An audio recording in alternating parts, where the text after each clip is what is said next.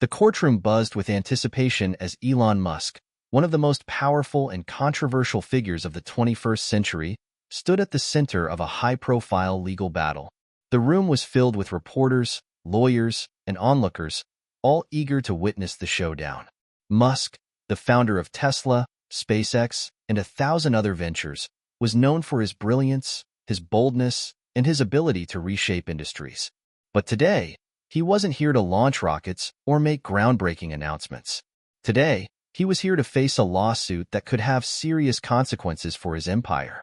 Hit subscribe and leave a comment with where you're watching from. This story might just spark a new beginning. What's one thing that always pushes you forward, even when things get tough? The judge, a seasoned veteran of the courtroom, was known for his no-nonsense approach.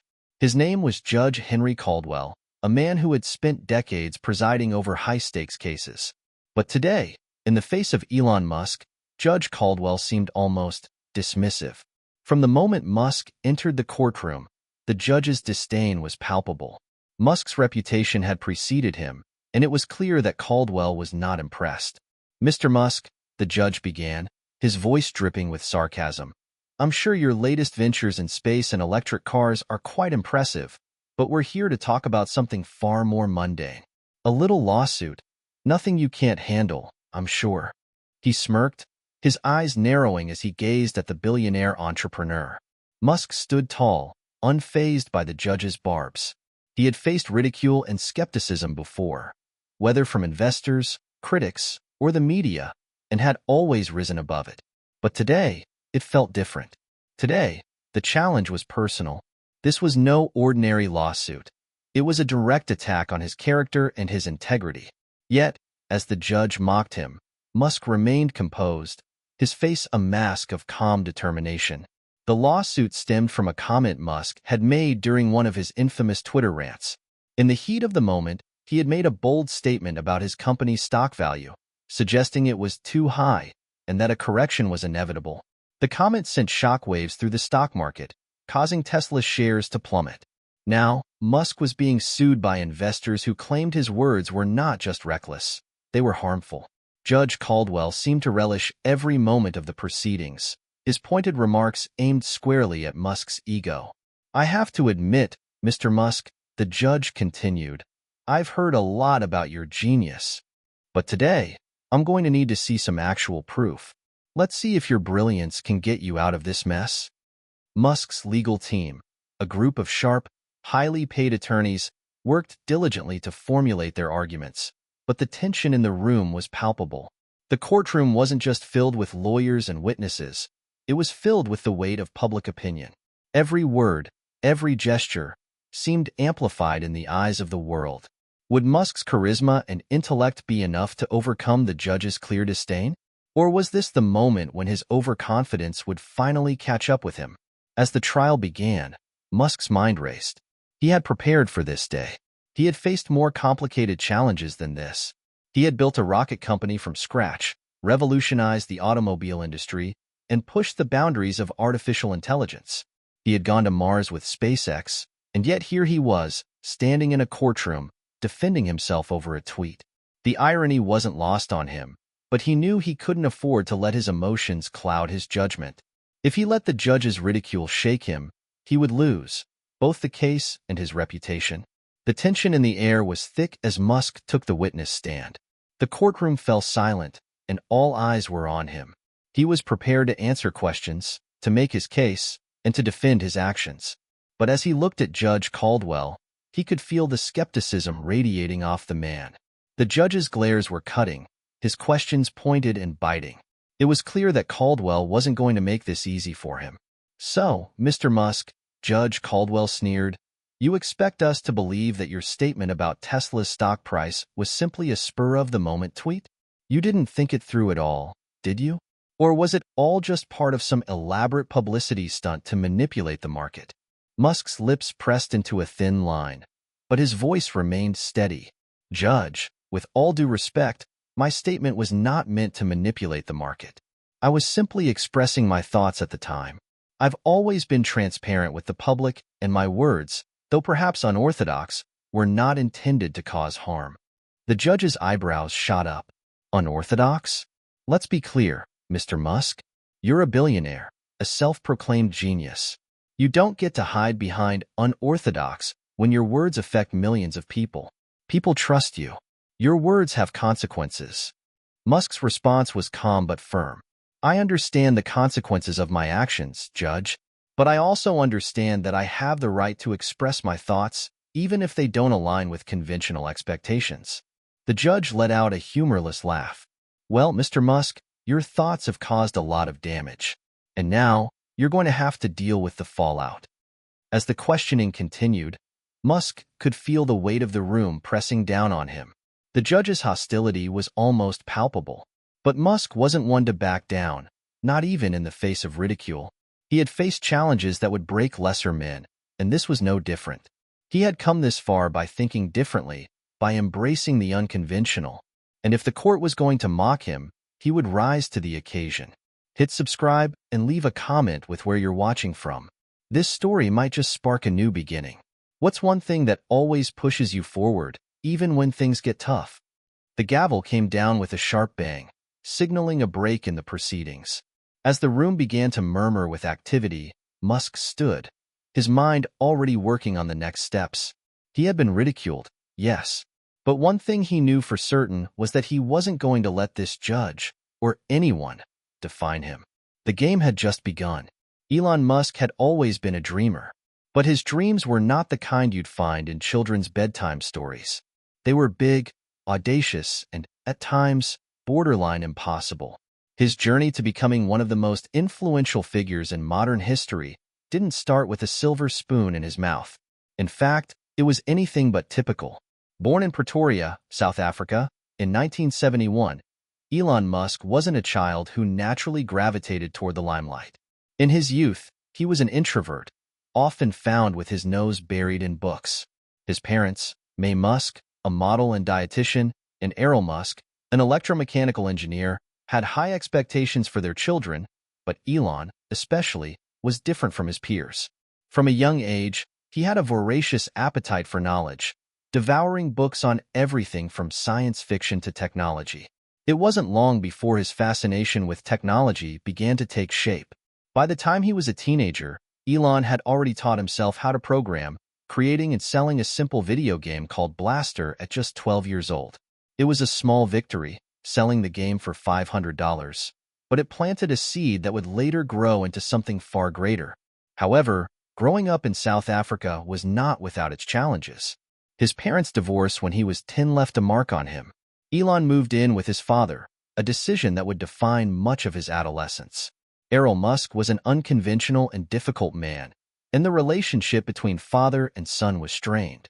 Elon was known for being an outsider at school, often bullied for being quiet and different. But instead of succumbing to the pressure, he channeled his energy into his interests, studying technology and engineering, while others his age were out playing sports or partying. When Elon was 17, he made the bold decision to leave South Africa and move to Canada to attend Queen's University. His goal was to escape the complex political situation in South Africa and to pursue his dreams in a land of opportunity. However, his ambitions didn't stop there. After 2 years at Queen's University, Elon transferred to the University of Pennsylvania in the U.S., where he would go on to earn degrees in both economics and physics, two fields that would shape his understanding of the world and drive his later ventures. But even with his impressive academic achievements, Musk's life didn't follow the traditional path. He was driven by an innate desire to make a significant impact on the world, not just to follow the norm. While his classmates were heading off to Wall Street or entering the corporate world, Musk had other plans. He dropped out of a PhD program at Stanford University after just 2 days to pursue his entrepreneurial dreams. His decision shocked many, but it was a turning point that would set the stage for everything that followed. In 1995, he co-founded Zip2, a software company designed to help newspapers create an online presence. The company struggled at first, but Musk's relentless work ethic and vision helped the company grow. Eventually, Zip2 was sold to Compaq for nearly $300 million. That was just the beginning. Elon Musk, with his tireless determination, began to set his sights on bigger challenges. The sale of Zip2 allowed Musk to launch X.com, an online payment company that would later evolve into PayPal, changing the landscape of digital payments forever. PayPal's success brought Musk even more attention, and when the company was acquired by eBay for $1.5 billion in 2002, Musk's fortune skyrocketed. With this newfound wealth, Musk turned his attention to even bigger ambitions, ones that seemed downright impossible to most people. Musk's vision was no longer limited to the realm of finance. He set his sights on revolutionizing industries that were centuries old: space travel, electric vehicles, and renewable energy. With the money from PayPal, Musk founded SpaceX in 2002, with the audacious goal of making space travel affordable and eventually colonizing Mars. At the same time, he invested in Tesla Motors, a company that was attempting to revolutionize the automobile industry with electric cars. Both SpaceX and Tesla faced massive hurdles. SpaceX failed multiple rocket launches and was on the verge of bankruptcy in its early years. Tesla, too, struggled, with Musk facing constant skepticism and ridicule from those who thought his vision of a mainstream electric car was far-fetched. But Musk was undeterred. He poured his own money into these ventures, betting everything on his belief that the world could be changed for the better. And slowly, over time, the impossible began to materialize. SpaceX succeeded in launching reusable rockets, reducing the cost of space travel and capturing the attention of the world. Tesla not only survived but thrived, becoming one of the most valuable car companies in the world, with electric vehicles now a mainstream option. Musk's determination, ability to dream big, and refusal to back down in the face of failure were key to his success. But it wasn't just his businesses that made him a household name. It was his personality, his public persona, and his ability to connect with millions on social media that made him a cultural icon. Elon Musk wasn't just a businessman. He was a provocateur, a man who pushed boundaries and challenged authority at every turn. His Twitter feed became a window into his mind, often blurring the line between brilliance and madness. But that didn't stop his growing legion of fans, nor did it hinder his ever-expanding empire. Yet, with all of his success, Elon Musk wasn't immune to the skepticism and criticism that came with being a larger-than-life figure. Many still viewed him as eccentric, even reckless. Some saw him as the brilliant innovator, while others believed he was a fool chasing pipe dreams. It was this polarizing nature that often put him at odds with the more conventional world of business and law. And now, in this courtroom, Musk was facing his latest challenge, a lawsuit that threatened not just his wealth, but his credibility. The world had been watching as he built his empire, and now they were watching as he fought to maintain his reputation. The judge may have mocked him, but Musk's track record of turning impossible dreams into reality had given him a quiet confidence. He knew he had something the judge didn't expect. He had a plan. As he sat in the courtroom, watching the judge's mocking glances, Musk couldn't help but think back to those early years. He had faced challenges before, but he had always come out on top. This time would be no different. He wasn't just here to defend himself against a lawsuit. He was here to prove, once again, that he could rise above the critics and the doubters. He wasn't just Elon Musk, the billionaire entrepreneur. He was Elon Musk, the man who changed the world. The courtroom had grown even more intense in the days following Musk's initial appearance. The press surrounding the case seemed to multiply by the hour, and the public was riveted. The questions swirling in the media were everywhere. Could Elon Musk outwit the court system like he had outmaneuvered the stock market? Was this going to be a courtroom battle where his genius finally met its match? Or would Musk turn the tables in a way no one had seen coming? Inside the courtroom, Judge Caldwell remained a looming figure, almost a character straight out of a classic legal drama. His icy demeanor didn't thaw, despite Musk's attempts to remain composed. He could feel the judge's silent judgment, and every sarcastic remark only added more fuel to the fire. This wasn't just about legal defense anymore. This was becoming personal. The stakes had shifted. If Musk was going to win this case and protect everything he had worked for, he would need to tap into the same mindset that had carried him to success in the first place: his ability to think several steps ahead of everyone else. Musk's legal team was top tier, no doubt. They were a team of skilled lawyers, some of the best in the field, but even they were feeling the pressure. They had seen Musk face public ridicule before, but never like this. Judge Caldwell seemed bent on breaking him. The trial wasn't just about the legalities anymore. It was a battle for Musk's very reputation. The first couple of days of testimony had been rough. The plaintiff's attorneys painted a picture of a reckless billionaire, a man who acted without thinking, using his immense platform to manipulate the stock market. Their argument was straightforward. Musk had tweeted something that caused the stock prices of his own company to tumble, and investors lost millions as a result. It wasn't the first time Musk's words had sent the market into a frenzy, but this time, it was different. This time, there was legal action. This time, it wasn't just his reputation at stake. It was the very foundation of his business empire. While the plaintiffs made their case, Musk's team had to sit through the accusations, biting their tongues. The strategy was clear: wait, observe, and counter when the moment was right. And they knew that moment was coming. Elon's legal team had been working tirelessly to build a defense that didn't just rely on legal jargon and loopholes, but something more powerful: a narrative. As Musk sat in the courtroom, listening to the statements, he couldn't help but wonder how it had all come to this. Here he was, a man who had revolutionized space travel, transformed the auto industry, and dreamed of building a future where humanity could live on Mars. And yet, he was now being painted as a villain. Reckless, arrogant billionaire who didn't care about the consequences of his actions. But Musk knew this game all too well. He had been underestimated before, and it had always worked in his favor. From the beginning of Tesla, when critics said electric cars were impractical, to the early years of SpaceX, when experts said private space companies would never succeed, Musk had been written off time and again, he had proven them wrong. Now, it was time to do the same with Judge Caldwell. Musk knew that while the judge's scorn was loud, the real power in the room lay in his ability to think beyond the immediate attacks. The legal system might be slow, but in Musk's mind, every challenge was an opportunity for innovation. If there was one thing he had learned from his ventures, it was this: failure wasn't a setback, it was a stepping stone. He wasn't here just to win the case. He was here to change the rules of the game. After the plaintiff's team rested their case, it was finally Musk's turn to speak.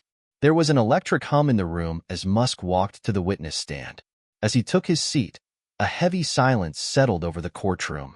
This was the moment. Would Musk crumble under the weight of the accusations, or would he once again turn the tide in his favor? Judge Caldwell fixed his gaze on Musk, his eyes cold and calculating. "Mr. Musk, I assume you have some defense against these serious allegations," the judge said, a hint of mockery in his tone. Musk took a deep breath, his mind already racing through the strategy he had crafted with his team. "Yes, Your Honor," he began, his voice steady and measured. "What I tweeted about Tesla's stock was not a manipulative action. It was an honest reflection of what I believed at the time. I have always been transparent with my investors and the public. And while I understand the consequences of my words, I can assure you that I never intended to cause harm." Musk's response was calm, yet powerful. He wasn't pleading for sympathy. He was laying out the facts, building a case not just for his innocence, but for his integrity. The courtroom listened in rapt attention as he continued. "When I made that statement," Musk went on, "it was in the context of an ongoing conversation about the state of the market. I've been in this business long enough to understand that the market is volatile. But at no point did I ever say or intend to say that the stock price should be artificially inflated or deflated. I spoke honestly about what I believed was the truth. And if that truth was inconvenient, well, that's not my fault." The judge seemed unmoved, but Musk could see that he was starting to pay closer attention. This wasn't just a defense. This was a lesson on the importance of transparency in a world where tech giants were often accused of playing games with the public. As for the accusations of manipulation, Musk added, "I've been open about my beliefs on the future of Tesla. I've put my money where my mouth is, and I've never backed down from my commitment to innovation. Tesla is not just a company. It's a vision of a future where sustainable energy is the norm, where humanity can thrive without destroying the planet." Judge Caldwell scoffed, but there was a slight flicker in his eyes, an acknowledgement that Musk wasn't backing down, that he wasn't just the arrogant billionaire the court had tried to paint him as. Musk wasn't just speaking to defend himself. He was using the courtroom as a stage, showing everyone that the vision he had built wasn't just about financial success. It was about reshaping the world. Hit subscribe and leave a comment with where you're watching from. What do you think? Can Musk outsmart the courtroom, or is this his downfall? What would you do if you were in his shoes? The gavel came down with a sharp crack, signaling the end of the day's proceedings. The room buzzed with speculation, but Musk knew this was just the beginning. The tension was rising, and the game was far from over. The following day's session in the courtroom was heavy with anticipation. News outlets across the globe had latched onto the ongoing case, and people were glued to their screens, eagerly awaiting each new development. Elon Musk had held his ground, but the public's perception of him was still torn. Some admired his defiance, while others questioned whether his relentless drive had crossed a dangerous line. Judge Caldwell, though, remained unyielding in his skepticism. As the trial resumed, the tension in the air was almost tangible. Musk's legal team had made their opening arguments, painting a picture of a man misunderstood, someone who always acted in good faith, even if his methods were unconventional. But for all their efforts, they still had to contend with Caldwell's unwavering belief that Musk was hiding behind his genius, using it as a shield to avoid the consequences of his actions. Elon sat quietly in his seat, hands folded in front of him. His mind was working, as it always did, calculating the next move. He wasn't just playing defense. Musk knew that if he wanted to win this case, he had to think a few steps ahead. It wasn't just about proving his innocence. It was about showing the world that his vision had always been bigger than any single tweet or comment. The courtroom was his stage, and he wasn't going to let the judge, or anyone else, dictate his narrative. The next witness was called to the stand, one of the investors who had filed the lawsuit. Her name was Susan Carter, and she was a seasoned investor in the tech industry. She had seen the highs and lows of the market, and she was one of the many who had taken a financial hit when Musk's controversial tweet about Tesla's stock sent the market into a tailspin. Carter stepped up to the stand, her face stern and determined. She was well prepared, having rehearsed her testimony several times in preparation for this moment. She took a deep breath and began to speak. "I've been in the business long enough to know that a CEO's words carry weight," she said, her voice steady but tinged with frustration. When Elon Musk tweeted that Tesla's stock was too high, it was a clear signal that the market needed to correct itself. Many of us, including myself, took that as a direct message that the stock would soon fall. And it did. People lost money, real money. Musk's eyes didn't leave Carter as she spoke. There was a certain calm in his demeanor, despite the heavy nature of her testimony. He had known that this was coming. Investors had been hurt, and they had a right to seek compensation.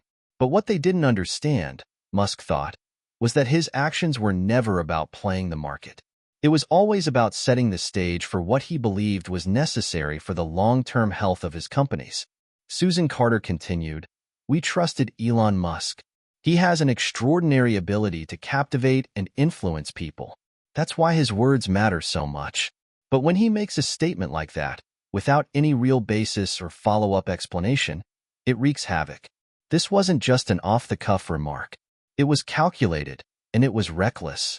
Musk's legal team leaned in, their faces tense. They had prepared for this, but the emotional weight of Carter's testimony was undeniable. Musk, though, remained unfazed.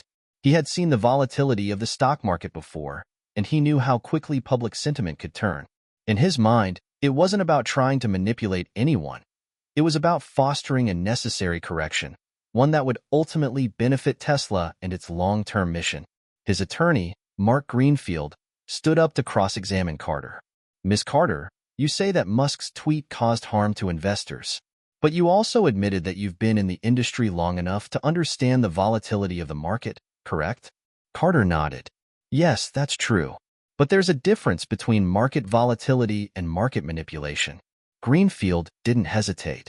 "Isn't it possible that Mr. Musk's tweet wasn't manipulation, but rather an honest assessment of the stock's overvaluation, as he has stated?" Carter looked down at her hands, then back at Greenfield. "It's possible, but the way it was communicated, it was irresponsible." Greenfield turned to the jury. "So, what you're saying is that Mr. Musk's statement, though it may have been honest, caused harm to investors because of the way it was phrased. Can we truly attribute blame to him for how the market responded?" Carter hesitated, her gaze shifting nervously. She had painted a compelling argument, but now, faced with the direct line of questioning, she seemed less certain. I suppose it's possible that the market's reaction was out of his control, but we still lost money. Greenfield smiled politely and nodded. Thank you, Miss Carter. No further questions, Your Honor. The tension in the room was palpable. Carter's testimony had been strong, but the cross-examination had begun to plant seeds of doubt. Musk's team wasn't just defending him anymore. They were actively dismantling the narrative that Musk was a reckless, manipulative CEO. And with each passing exchange, they were moving closer to a breakthrough. But it wasn't just Musk's defense that was stirring things up. There was a growing sense of unease among the courtroom spectators, a feeling that something bigger was happening behind the scenes. As the day wore on, Judge Caldwell grew visibly agitated. Musk had been allowed to present his defense, and while the judge had remained stoic, his impatience was growing. The trial was starting to move in unexpected directions, and it was becoming clear that Musk was not the fool he'd been painted to be.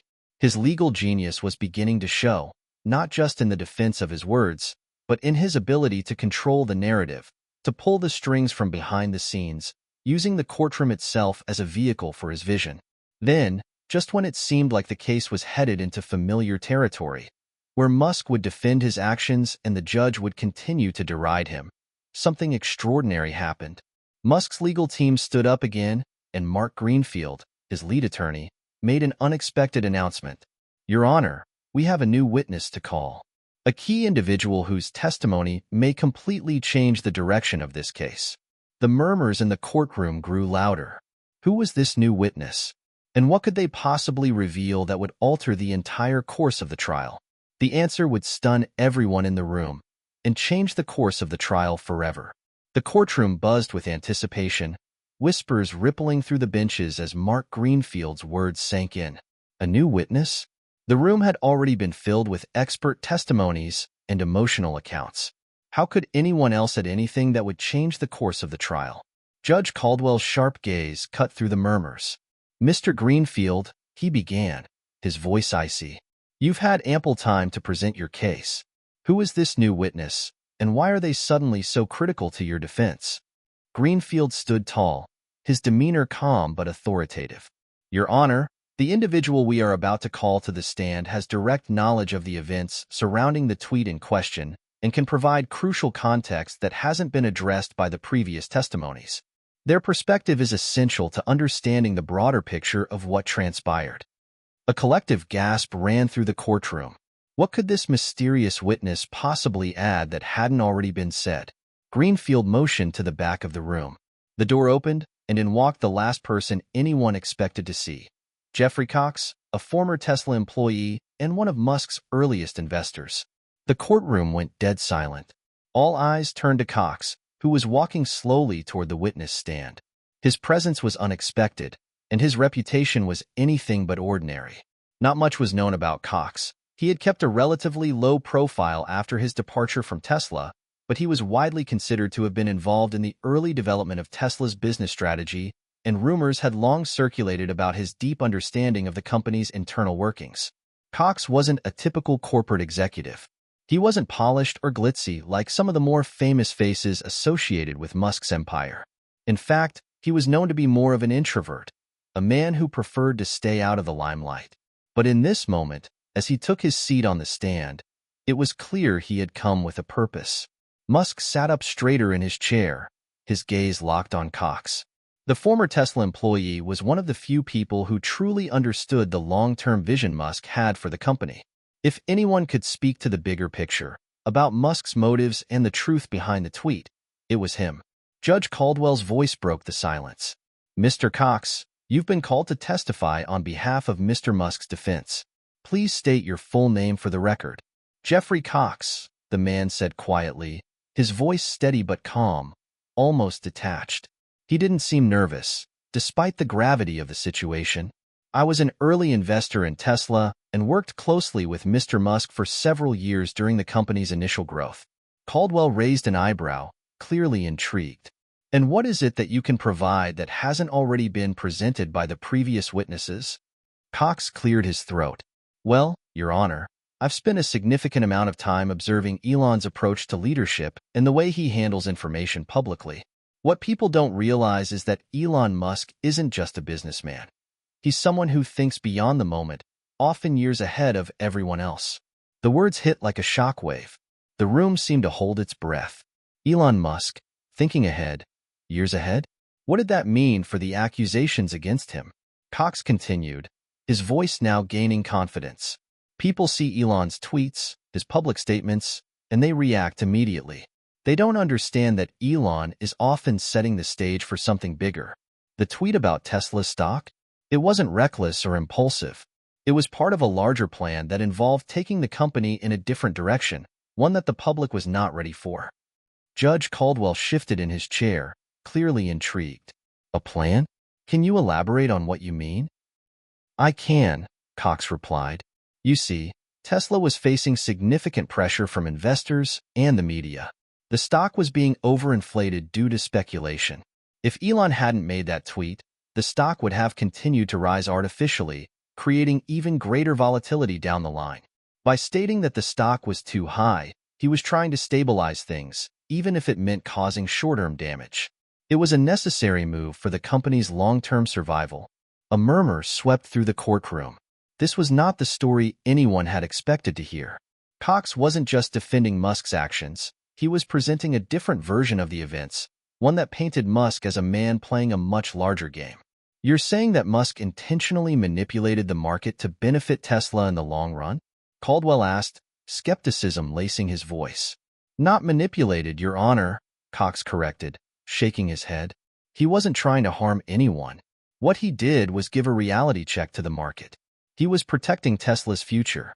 And you have to understand, Musk isn't a conventional CEO. He doesn't think like most people in his position. He thinks differently. He's always thinking about what the world will look like in 10 years, not just 10 days. Caldwell leaned forward, his gaze narrowing. And how do you know this? What makes you so certain of Mr. Musk's intentions? Cox's answer was simple but powerful. Because I was there. I worked closely with Elon during some of Tesla's toughest times. I've seen firsthand how he operates. He doesn't do things without understanding the larger consequences. Everything he does is calculated, even when it seems like a spontaneous decision. The courtroom was now completely captivated. This wasn't the typical defense anyone had anticipated. Musk wasn't just a CEO making reckless statements. He was being portrayed as a visionary, someone who played a long-term game, even if that meant taking an unpopular stance in the short term. Musk watched quietly from his seat, his expression unreadable. It was clear that Cox had just shifted the narrative in his favor, but how far would that take them? Judge Caldwell sat back in his chair, clearly thinking over what Cox had said. After a long pause, he spoke. I must admit, Mr. Cox, your testimony has introduced an entirely new perspective on this case. We will take a brief recess to consider the implications of what you've just shared.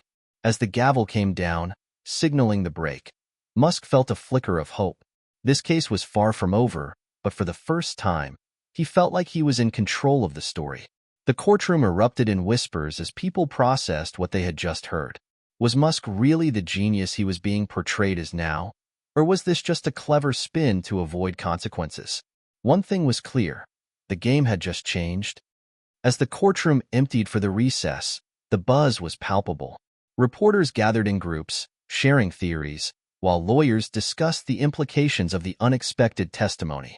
Everyone had been caught off guard by Jeffrey Cox's insights, and now the stakes were higher than ever. The narrative had shifted, but how far would it carry Elon Musk? Back in the judge's chambers, Judge Caldwell was deep in thought, reviewing his notes. He had been around the legal system long enough to know when a case was taking an unexpected turn. Musk had just been portrayed not as the villain, but as a man operating on a different level, someone who could see the bigger picture where others saw only the immediate consequences. Meanwhile, Musk sat in the hallway with his legal team, his expression unreadable. For the first time since the trial began, he felt the weight of the moment. Cox's testimony had done more than just provide a defense. It had redefined the entire case. It wasn't about whether Musk had made a mistake with his tweet anymore. It was about whether his long-term vision had justified the short-term fallout. Do you think it'll work? One of Musk's attorneys, Sarah Milner, asked, her voice tinged with cautious optimism. I don't know, Musk replied quietly. He had always been able to predict how things would unfold, but this was different. But it's the only chance we've got now. Milner nodded, glancing at the rest of the team. The trial was far from over, but it felt like they had just opened a door that could change everything. Still, there was something in Musk's tone that made her wonder if he knew something they didn't. He had always been a step ahead, perhaps even in this very moment. When the recess ended, the courtroom filled with a quiet tension.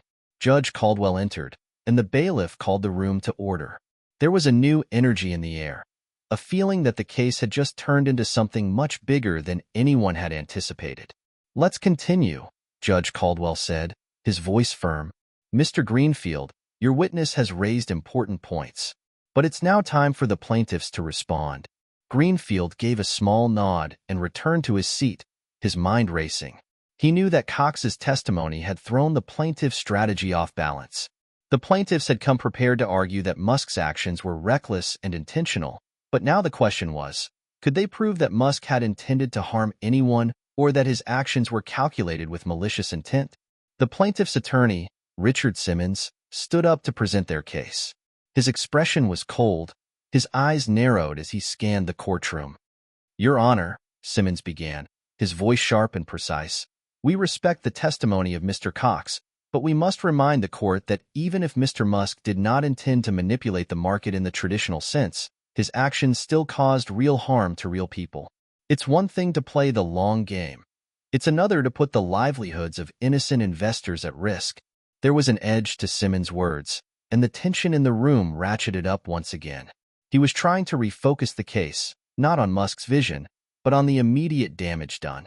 Musk's actions, according to Simmons, were irresponsible, whether or not they were part of some grand strategy.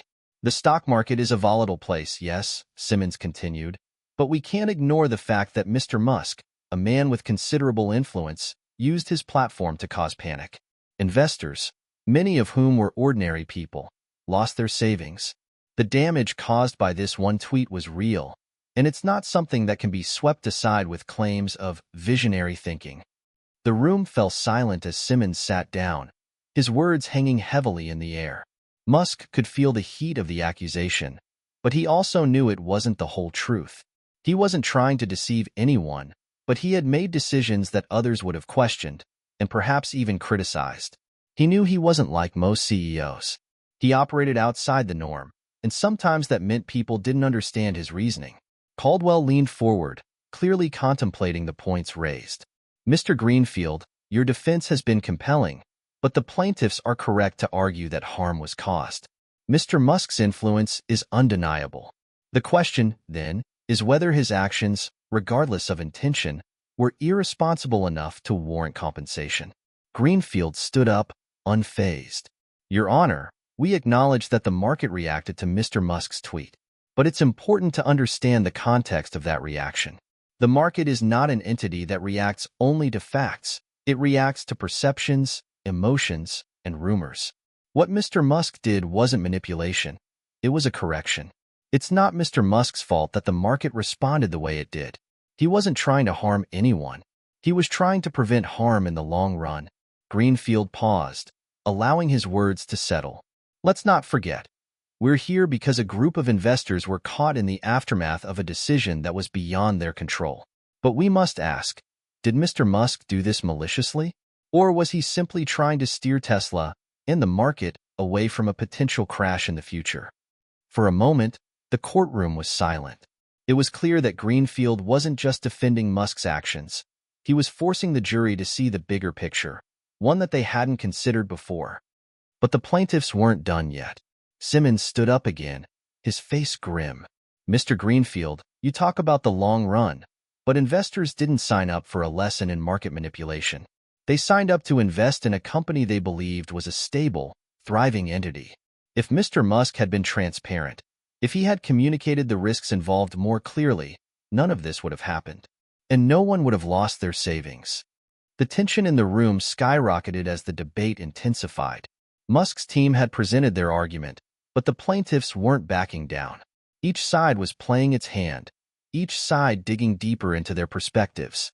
Musk leaned forward slightly, his mind racing through the next steps. His defense had shifted the narrative, but he knew that there was still a long way to go before the final verdict. As much as he wanted to believe the tide was turning in his favor, he couldn't shake the feeling that something was lurking just around the corner, something that could change everything. Would this trial be the end of the line for him? Or was this just the beginning of a new phase in his battle? One that would define not only his legacy, but the future of his companies. The dominoes were falling, and with each passing moment, the game became even more unpredictable. The next day in court began with an eerie calm, but it was clear that the tension was escalating. News outlets were full of speculation, both about the shocking testimony from Jeffrey Cox and the ongoing battle between Musk's defense team and the plaintiffs. Everyone was waiting to see which way the wind would blow. Elon Musk sat silently in the back of the courtroom, his gaze steady but his mind clearly elsewhere. Yesterday's testimony from Cox had rattled everyone, proving that Musk wasn't just a reckless CEO, but a strategist with a grand vision. But Musk knew that he couldn't rest on his laurels. The plaintiffs had already fired back with an emotional argument about real harm, and that's something the jury couldn't easily ignore. It was during a recess, while Musk walked to the back of the courtroom, that his lead attorney, Mark Greenfield, caught up with him. "Elon, we need to be ready for what's coming next," Greenfield said, his voice low but urgent. "Simmons is going to bring up some old records, documents that, if they're allowed in, could turn the tide against us." Musk raised an eyebrow, curious but unfazed. "What kind of documents?" Greenfield glanced over his shoulder before speaking again. "Tesla's early funding rounds, Elon. Some of the early communications between you and investors. There's a chance Simmons is going to argue that the early promises made to investors were more aggressive than what was actually delivered. That could paint the picture of a man who's always promised more than he can deliver." Musk's face remained impassive. He had never been shy about pushing the limits of what was possible with Tesla, and he knew that early on, investors had taken risks based on his ambitious vision for the company. Still, he could feel the weight of Greenfield's words. If those early communications were used to attack him, it could create a narrative of deception that would be difficult to refute. "I've never hidden anything from investors," Musk said quietly, looking down at his shoes for a moment before meeting Greenfield's gaze. They knew what they were getting into. "I've been open about the risks, even when they didn't want to hear it." "I know that," Greenfield replied, "but it's a matter of perception, not truth. If Simmons can get that narrative in front of the jury, it's going to hurt." Musk nodded, his expression hardening. "Let's prepare. If they want to fight dirty, we'll show them just how far we'll go to protect the truth." When the court reconvened, the atmosphere was charged. The plaintiffs were ready to push their advantage. Richard Simmons stood and addressed the judge. "Your Honor," he began, "we've come across some documents that were not initially submitted in evidence, but they're critical to understanding the full scope of this case. We ask that they be admitted into the record." Judge Caldwell raised an eyebrow. "And what documents are you referring to, Mr. Simmons?" Simmons looked over at his team before continuing. "These documents are early communications between Mr. Musk and Tesla's first investors.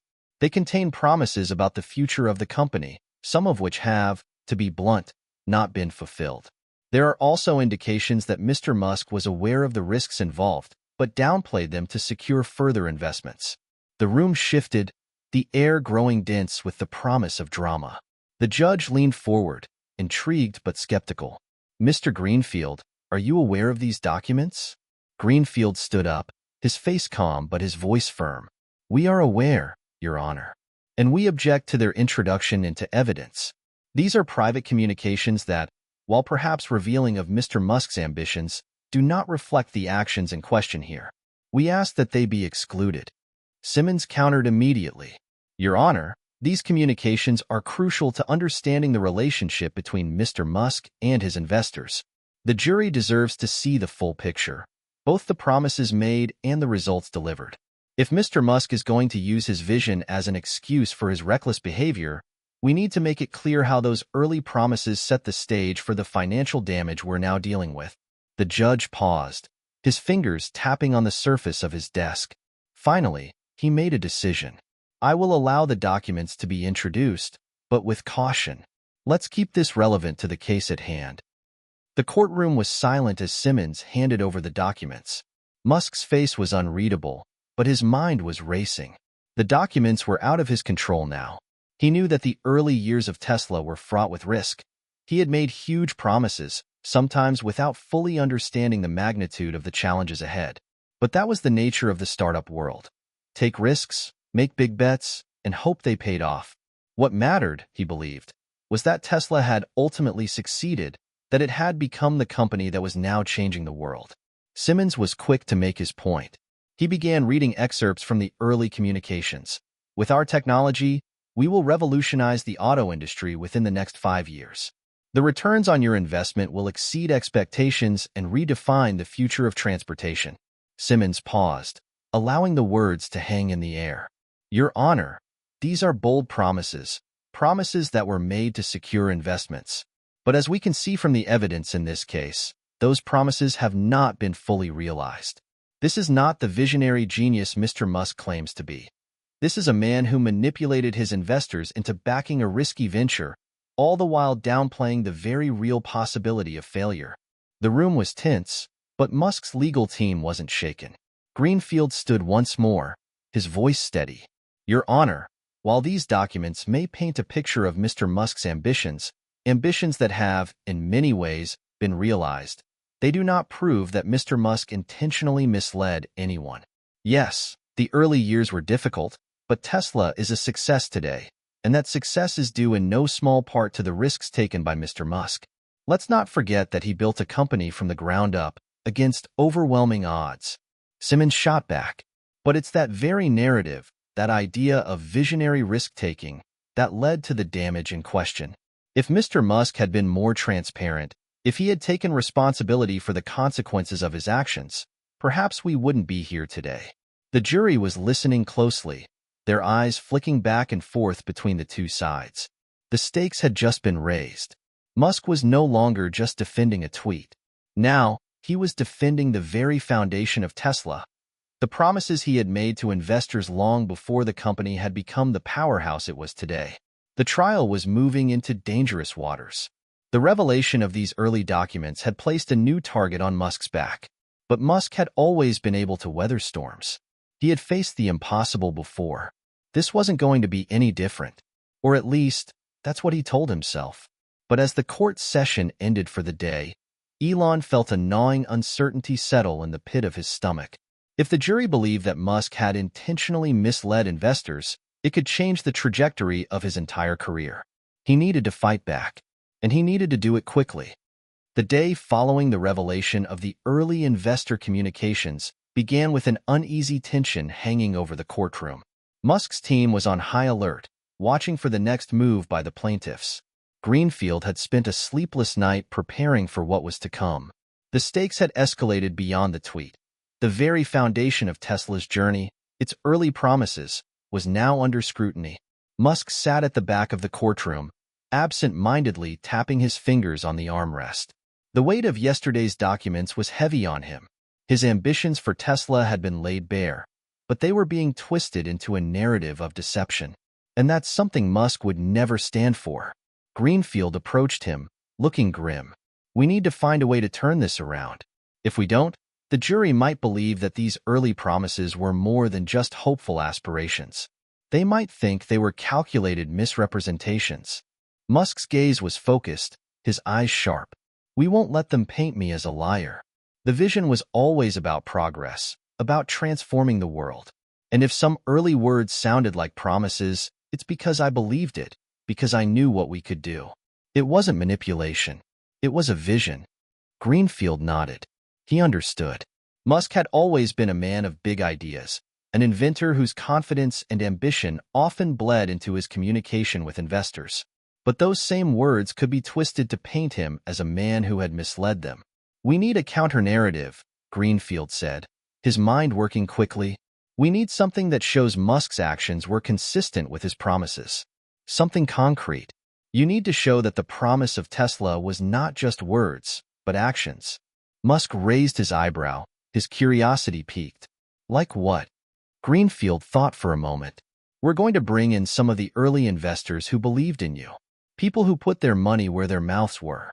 If we can show the jury that those people still believe in your vision, despite the volatility, despite the challenges, it will go a long way in proving that what you promised wasn't just empty words.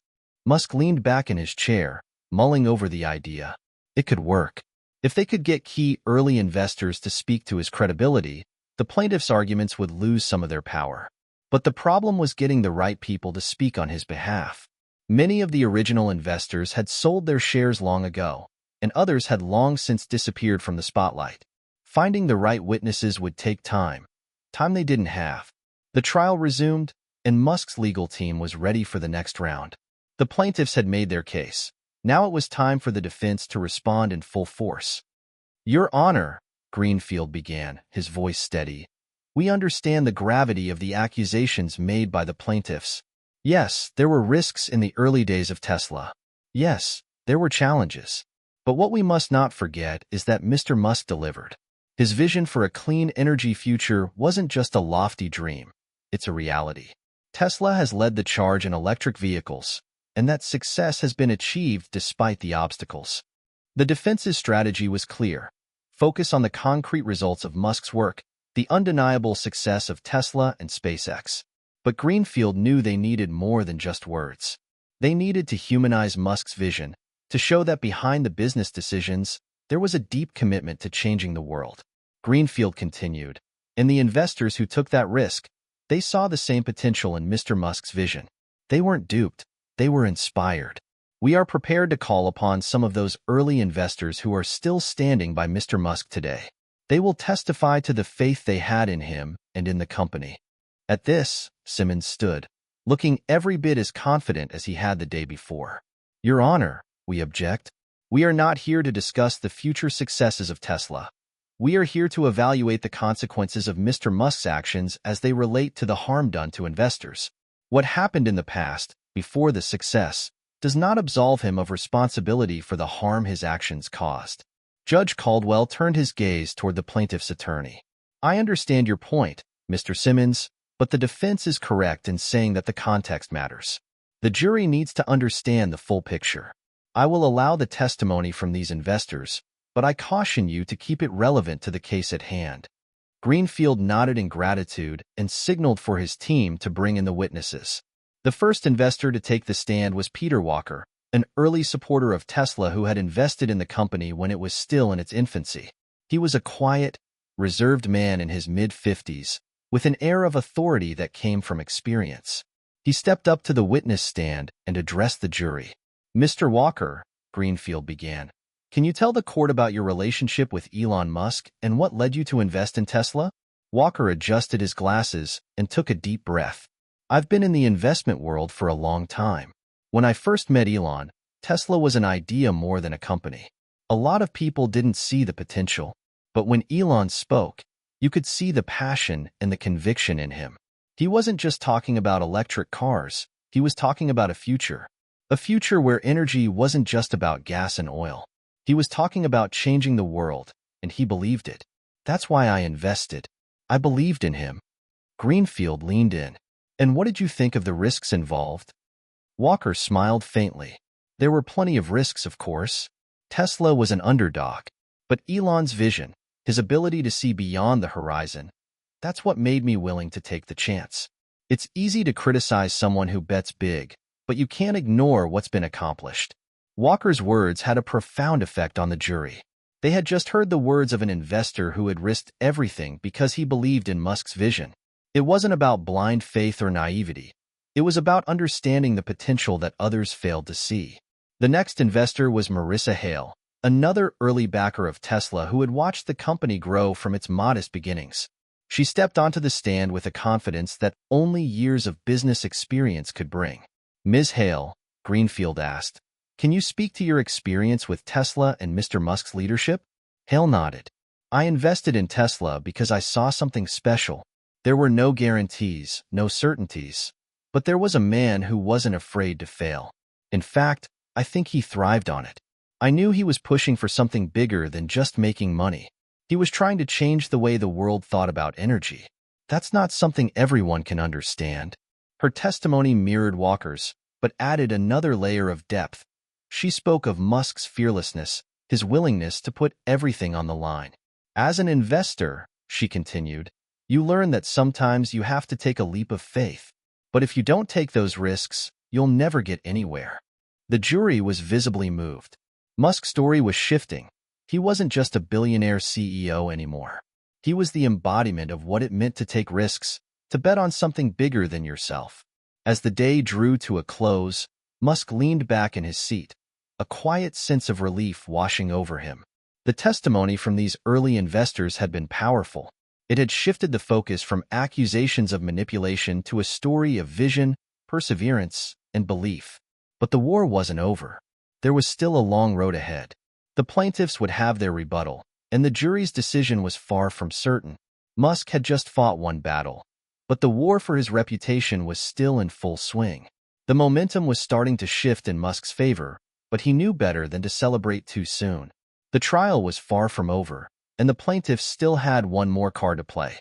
The atmosphere in the courtroom was taut with anticipation as Musk's legal team prepared for the next round. Every day felt like a game of chess, and Musk, ever the strategist, was determined to stay several moves ahead. As the morning session began, Judge Caldwell addressed the court with a stern look on his face. Mr. Simmons, the judge said, turning to the plaintiff's attorney, you have had ample time to present your case. It is now time for you to address the testimony we've heard from the defense's witnesses. Do you have anything further to add? Simmons stood and adjusted his glasses, his expression unreadable. Your Honor, we do. We've gathered some additional evidence that we believe casts significant doubt on Mr. Musk's credibility, and it is critical to the case at hand. Musk's pulse quickened. What more could they possibly have? The early investor testimony had been a powerful defense, and it seemed to have neutralized some of the attacks from the plaintiffs. But now, Simmons was insinuating that they had something new, something big. The courtroom buzzed with nervous energy as Simmons motioned for his assistant to bring forward a large folder of documents. The moment felt like the calm before a storm. Your Honor, we would like to submit evidence showing that Mr. Musk, during the same period he was making lofty promises to investors, was actively underestimating the risks involved in his other ventures, specifically SpaceX, Simmons began. We believe this contradicts his claims of full transparency and accountability. Musk felt a pang of unease. SpaceX, the company that had been his dream from the beginning, the one he had poured every ounce of energy into, even when it seemed like failure was imminent. Could they really make a connection between the two? The stakes had just gotten higher. Judge Caldwell nodded. I'll allow it. Please proceed, Mr. Simmons. Simmons flipped open the file and began reading excerpts from internal communications at SpaceX during the early years of the company. The documents contained Musk's own words about the precarious state of the company, revealing his deep concern over the financial viability of SpaceX as well as the potential for failure. It was evident that Musk had been candid about the challenges, but Simmons's strategy was clear. He would use Musk's own admissions to paint a picture of a man who had, at best, been overly optimistic and, at worst, dishonest. One line from an email Musk had sent to investors at the time stood out. We are one failed launch away from going bankrupt, but I believe we have a real chance at making history if we pull this off. Simmons let the words sink in. Your Honor, this email, along with others like it, shows that Mr. Musk was acutely aware of the risks involved. Yet, when speaking to Tesla investors, he downplayed these risks, promising enormous returns without fully disclosing the level of uncertainty he was operating under. The courtroom went silent. Musk could feel the weight of the moment. This was different from the early investor communications. This wasn't just about ambition. It was about the real danger of failure. Simmons was making the case that Musk had failed to properly communicate the risk involved to investors, even though he was fully aware of it. Greenfield was on his feet in an instant, ready to object. Your Honor, the emails in question come from a completely different venture, SpaceX. They are not relevant to the case at hand, which concerns Tesla. Mr. Musk's transparency regarding the risks at SpaceX has no bearing on the actions he took regarding Tesla. Judge Caldwell looked thoughtful for a moment before replying. Mr. Simmons, I see your point, but I'm inclined to agree with Mr. Greenfield. This evidence, while it may speak to Mr. Musk's awareness of risk, is not directly related to Tesla. Please keep your arguments focused on the case before us. Simmons, undeterred, continued. Understood, Your Honor. But the core issue remains the same. This trial is about whether or not Mr. Musk was truthful with his investors. And the emails we've submitted show that he was fully aware of the risks and potential failures in his ventures. By omitting that level of risk from his communications with Tesla's investors, he created an illusion of certainty that ultimately led to the damages in question. The defense team bristled at the insinuation, but Musk remained composed. He knew that Simmons was attempting to connect two of his greatest successes, the two companies that had defined his career. But Musk was also aware of the danger in allowing the narrative to be about his personal risk-taking across both businesses. It was time to pivot. After a brief recess, Musk and his legal team huddled together in a side room, their minds racing. Greenfield quickly broke the silence. Elon, they're trying to paint you as someone who creates false narratives. They're bringing SpaceX into this because they know that if they can prove you misled investors once, they can make the case that you did it with Tesla too. Musk leaned forward, thinking quickly. I won't let them spin this. Yes, I knew SpaceX could fail. Hell, there were multiple times when it looked like we were done. But failure wasn't an option. Not because I didn't acknowledge the risks, but because I couldn't afford to let it fail. The stakes were too high. This is about more than money. This is about changing the future. Greenfield nodded, clearly impressed by Musk's determination. We need to show the jury that your transparency about risk was part of your leadership style. You never lied to investors. You just weren't willing to sugarcoat reality. Musk's expression hardened. Exactly. They need to understand that the risks I took were for something bigger than myself. They were for the future of humanity. When the trial reconvened, Musk was ready to respond. Greenfield called him to the stand, a move that could either solidify his defense or unravel it further. Musk took a deep breath as he faced the jury, his mind fully focused on the task ahead. Mr. Musk, Greenfield began, can you address the emails regarding SpaceX that have been presented by the plaintiffs? Musk didn't hesitate. Yes, I wrote those emails. SpaceX was on the verge of collapse more than once. But here's the thing. I was transparent with investors about the risks we were facing. I never promised them a smooth ride. I told them, point blank, that failure was a possibility. But I also told them that I believed in the mission, and I believed that if we could make it work, the rewards would be worth the risk. He paused, allowing his words to sink in. In the case of Tesla, the situation was the same. I believed in the company, I believed in the mission, and yes, I took risks. But I never hid those risks from anyone. I didn't promise an easy road. I promised that we would change the world. And we've done that. We're doing that. There was a long silence in the courtroom. Musk could see that the jury was listening, weighing his words carefully. For the first time in the trial, it felt like he had regained control of the narrative. As the day ended, Musk allowed himself a small breath of relief.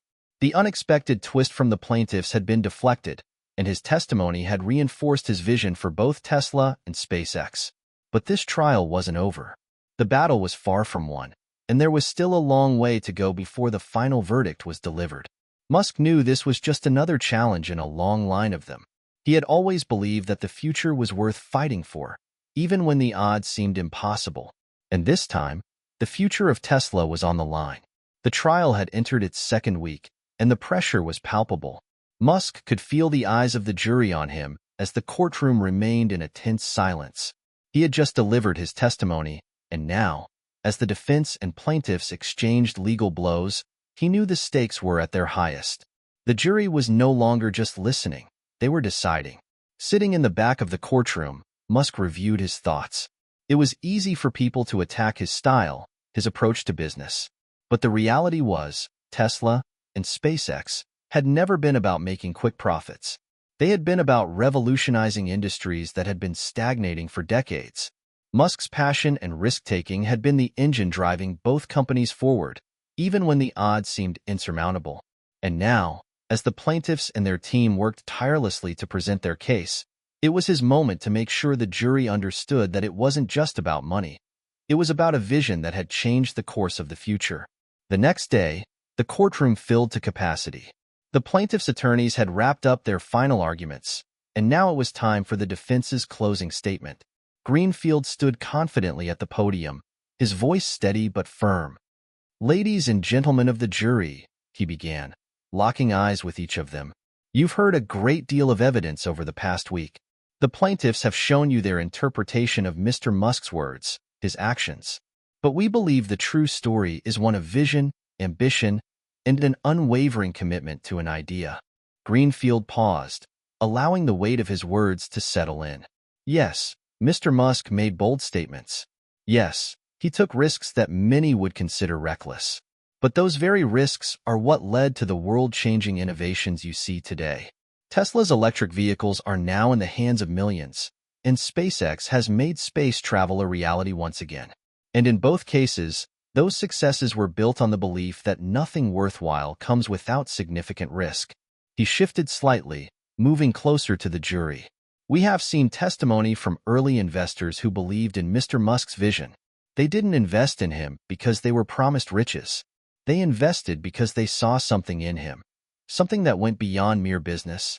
They saw a man willing to take on the impossible and make it reality.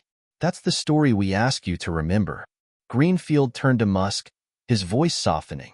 "We ask you to consider the future that Mr. Musk is building, a future where humanity is no longer dependent on fossil fuels, a future where space exploration opens new frontiers for all of us.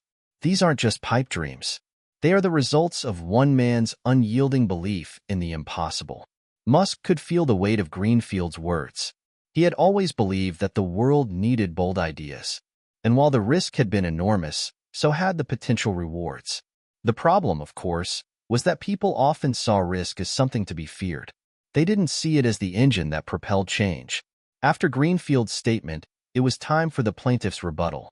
Simmons stood slowly, his gaze scanning the courtroom with a calculated precision.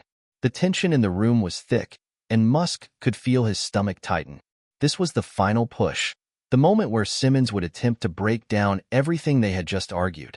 "Your Honor, ladies and gentlemen of the jury," Simmons began, his tone measured and deliberate. "You've heard the defense's grand story of ambition, of vision. And yes, Mr. Musk may have changed industries, may have pushed the boundaries of technology.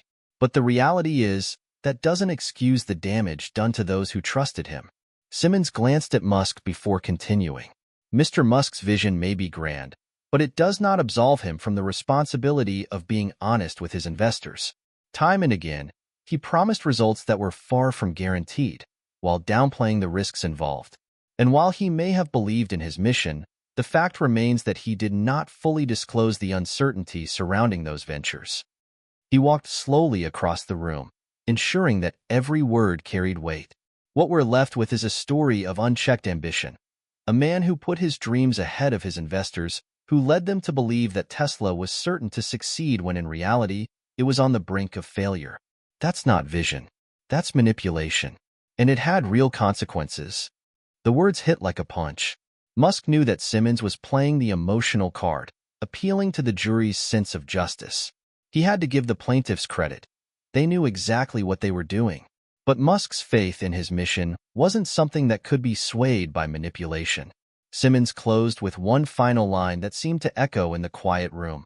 "Ladies and gentlemen, we are not here to reward ambition. We are here to determine whether Mr. Musk violated the trust of his investors, and the evidence is clear. The truth is that Mr. Musk was not honest with them, and that is why we are asking for the full compensation they deserve." The courtroom was silent as the closing arguments wrapped up. Judge Caldwell instructed the jury to deliberate and return with their verdict at the earliest possible time. Musk's team gathered around him, their expressions a mixture of nervousness and hope. Greenfield gave him a reassuring smile. "We've done everything we can. Now we just wait." Musk nodded. He wasn't used to waiting, but there was little he could do now except trust the system and his own conviction. The deliberation process felt like it dragged on forever. Each day that passed seemed to stretch longer than the last. Musk kept to himself in his office, staring out at the city skyline, contemplating the possible outcomes. He thought of the early days of Tesla, when it was just a fledgling idea. How many people had told him it was impossible? How many times had he heard that he was wasting his time, chasing a dream? And yet, here he was, standing at the edge of something monumental. Regardless of the outcome of the trial, he knew that Tesla's impact had already been felt. SpaceX had already begun to change the way humanity viewed the stars. But that didn't make the uncertainty of the trial any easier to bear. On the fifth day of deliberation, the jury finally returned. Musk stood with his legal team, the silence in the room suffocating. Judge Caldwell called the court to order. "Has the jury reached a verdict?" he asked. The jury foreperson stood, a stack of papers in hand. "Yes, Your Honor. We have." The courtroom held its collective breath as the foreperson slowly read the verdict aloud. The courtroom was thick with tension as the foreperson's voice reverberated through the room. Musk's heart raced as he stood with his legal team, his palms sweaty despite his outward calm. This moment, this verdict, would determine the future of everything he had worked for. The possibility of losing the case, of losing the faith of his investors and his employees, hung over him like a storm cloud. The jury foreperson cleared their throat, holding the papers tightly. Musk barely noticed the sound of murmurs that rippled through the room. Every fiber of his being was focused on the words that were about to leave the foreperson's mouth. "We, the jury, find in favor of the defendant, Elon Musk," the foreperson declared, pausing dramatically. Musk could feel his breath catch in his chest.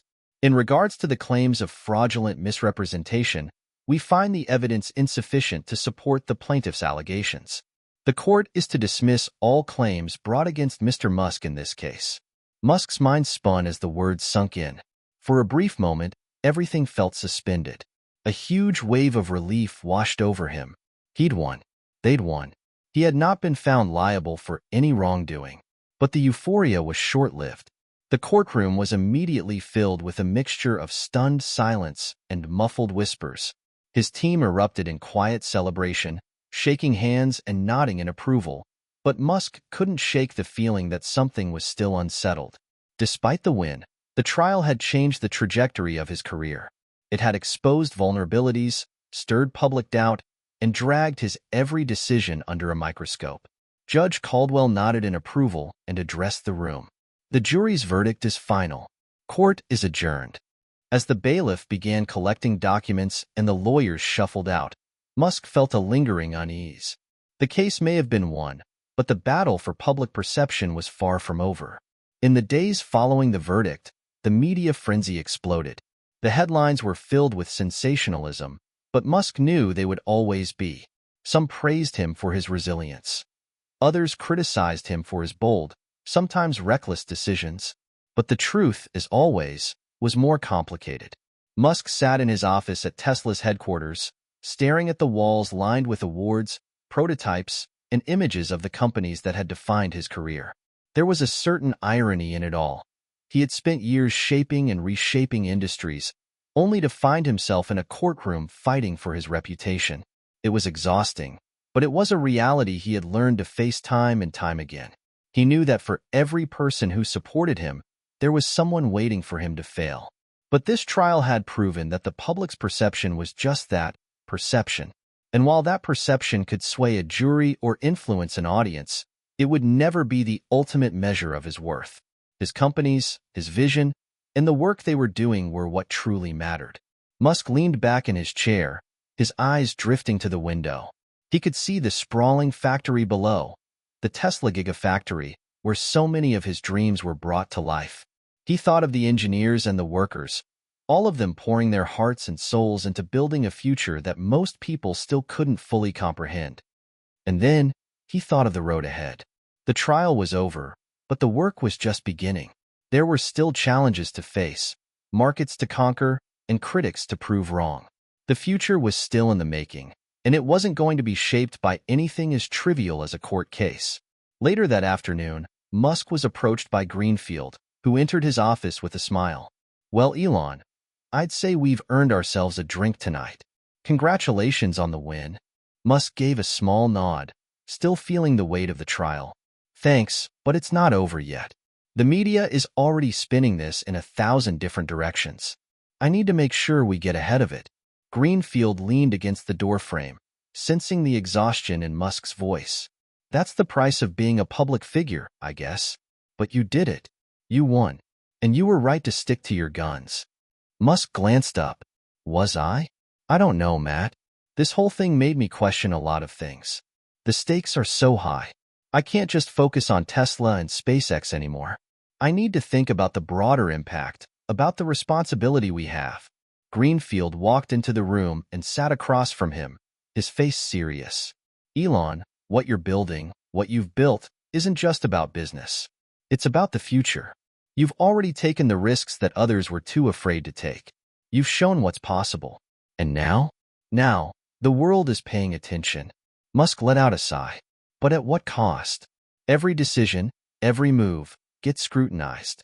I've had to become a lightning rod for every controversy, every criticism. And sometimes, I wonder if it's all worth it. Worth it? Greenfield asked, his tone incredulous.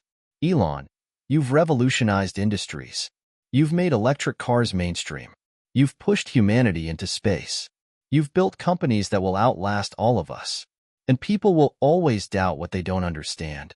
But you're creating the future. You've already done what others couldn't even dream of. Musk looked out the window again, the enormity of his task sinking in.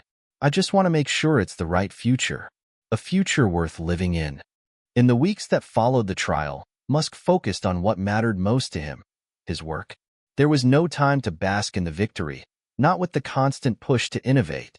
Tesla's production lines ramped up. SpaceX continued to make strides in space exploration, and Neuralink, his brain-computer interface company, was moving closer to groundbreaking developments. But the victory in the courtroom had changed him in subtle ways. Musk had always been known for his audacity, his willingness to take risks no matter the consequences. But now, as he steered his companies into their next chapters, he understood more than ever the weight of that responsibility. Every decision, every move, had ripple effects. He was no longer just a tech entrepreneur. He was a global figure whose every action was watched, debated, and often criticized. And yet, despite it all, Musk remained undeterred. The verdict had not only cleared his name, but had also reaffirmed his belief in his own vision.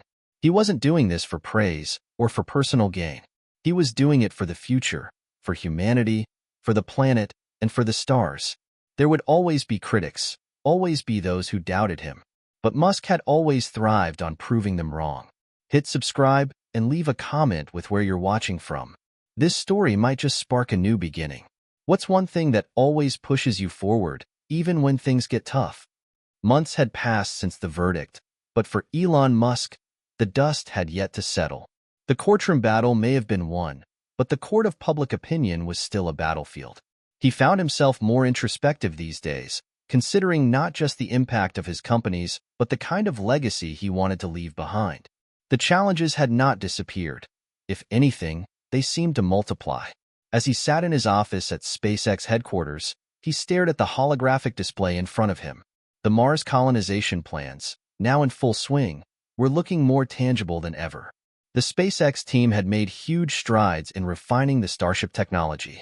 But despite the immense progress, there was a sense of urgency, a nagging feeling that time was running out. Musk's phone buzzed. It was a reminder for an upcoming investor meeting, a new round of funding for SpaceX, an initiative that would bring more eyes and dollars to the project, but also more scrutiny. It was another reminder that despite his victory in court, his work was never done. Investors weren't just writing checks, they were placing their faith in him. And that faith had to be maintained. He walked into the boardroom, his mind racing with the questions he knew would come. A group of eager investors, venture capitalists, and senior engineers awaited him, looking to hear the latest developments. Musk took a seat at the head of the table and opened his laptop. The presentation on the screen showcased their bold vision for the future of space travel, complete with projected timelines for Mars missions and technological breakthroughs. He began, his voice steady but filled with the usual conviction. We are on the brink of something unprecedented. The work we're doing here at SpaceX is not just about putting people on Mars. It's about ensuring the survival of humanity. We're building the infrastructure to make multiplanetary existence a reality. This isn't science fiction anymore. It's happening. He could see the excitement in their eyes, but there was still the inevitable question that always loomed large. What are the risks? Musk didn't hesitate. The risk is that we don't push forward, that we remain stuck on Earth, relying on a single planet for survival. SpaceX was founded on the belief that we must ensure the future of our species. And yes, the risks are great, but the cost of inaction is far greater. The room was quiet for a moment. His words hung in the air like a weighty declaration. Musk knew that this was the conversation he would have to have over and over again, not just with investors but with the public, with every stakeholder in his projects. The risks of innovation were immense, but the reward, the potential to change the course of human history, was worth it. The following day, Musk found himself at a press conference, answering questions about the trial and the future of Tesla.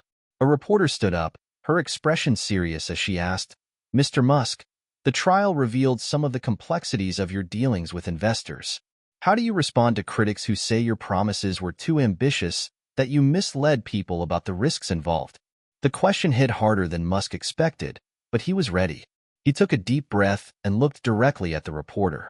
People who invest in Tesla and SpaceX are not just investing in a company, they are investing in a future. I've never lied to my investors, and I've always been transparent about the risks. If they didn't believe in the mission, if they didn't see the potential for revolutionizing energy and transportation, they wouldn't be here today. The fact that we've come this far is proof that the vision was right, even when it seemed impossible. He paused, scanning the room of reporters. The world isn't going to change by playing it safe. If I'd listened to every naysayer, we would still be driving gasoline-powered cars, and space travel would be a distant dream. The risk of inaction is the real danger. Musk could feel the weight of every word. He knew that not everyone would agree with him, but he wasn't trying to win popularity contests. He was trying to build the future, and that meant facing uncomfortable truths head-on. As the weeks continued to roll by, Musk found himself torn between the day-to-day operations of his companies and his larger vision. Tesla's production was booming, but the company was facing new challenges. The auto industry was catching up to electric vehicles, and while Tesla had a huge lead, competitors were starting to take a larger share of the market. Musk had always known this day would come, the moment when innovation would no longer be enough to maintain dominance. He walked through the Tesla Gigafactory one afternoon, observing the workers on the floor assembling battery packs, engines, and vehicle bodies. The factory was a well-oiled machine, the result of years of hard work. But Musk couldn't shake the feeling that the world was changing beneath his feet, and Tesla had to change with it. He paused in front of a prototype, a new electric car that was still in the testing phase. It was sleek, with cutting-edge battery technology and autonomous driving features. But Musk knew it wasn't enough. The world was looking for the next big thing. And it wasn't just about building cars anymore. It was about creating ecosystems, rethinking how people lived, worked, and traveled. He turned to his chief engineer, Claire, who had been working tirelessly on the project. "Claire, we need to think bigger. This car is great, but we're up against more than just other car companies. We're fighting for the future of mobility itself. We need to integrate energy, transportation, and data into a seamless experience. Let's build the next generation of cities, not just cars." Claire nodded, clearly inspired by the challenge. "You're right. It's time to stop thinking of Tesla as just a car company. We need to build smart cities, create integrated energy systems that are self-sustaining. We need to take it to the next level." Musk smiled, already feeling the spark of new ideas. The vision was taking shape. It was no longer about just selling cars. It was about reshaping entire industries. The next few months were filled with intense focus. Tesla launched its new generation of vehicles, complete with smarter AI, integrated solar solutions, and the promise of a completely sustainable energy future. Musk's long-term vision for energy independence was now within reach, but he knew it wasn't enough to be the best electric car maker. He needed to lead the way in energy production, distribution, and storage as well. But as always, there were critics. Headlines and major outlets questioned the scalability of Musk's vision, casting doubt on whether Tesla and its energy solutions could truly replace the world's reliance on fossil fuels. Many felt that Musk's ambition was too grand to be feasible. But Musk was undeterred. For every naysayer, there were dozens of innovators, engineers, and entrepreneurs who shared his dream. And that, Musk realized, was what mattered most. He didn't need to convince everyone. He needed to find those who were willing to fight for a better future, just as he was. As the years passed, the world began to shift in ways that Musk had always known were possible. Tesla's cars were on the roads in greater numbers than ever before, and solar energy was no longer a fringe concept. It was a mainstream industry. SpaceX had successfully landed rockets on Mars, proving that human colonization of other planets wasn't just a dream. Musk stood on the stage at a global conference, looking out at the crowd. The world was changing, faster than he could have ever imagined. And yet, in the back of his mind, he knew this was just the beginning. There were still countless challenges ahead. There would always be critics, always be obstacles. But with each challenge, there was also the potential for something greater. Musk had always believed in the power of vision. And now, as he looked toward the future, he realized that the real victory wasn't in the courtroom. It was in the journey itself. The future was uncertain, but one thing was clear. It was his to shape. The future seemed to stretch endlessly before Elon Musk. The success of his ventures had solidified him as one of the most influential and polarizing figures in the world, but it was never about the fame or the accolades. He was driven by a singular, almost obsessive desire to change the course of humanity's future. SpaceX was now on the verge of becoming a global leader in space exploration, and the idea of a multi-planetary existence had gone from a distant fantasy to a real possibility. But Musk knew the risks involved in the mission. Each step forward brought new challenges, new unknowns. Tesla was also in a pivotal phase. Electric cars were now the preferred choice for consumers, and the company had expanded far beyond its early electric sedans.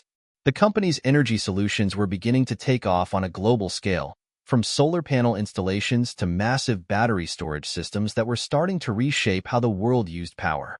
But Musk wasn't done yet.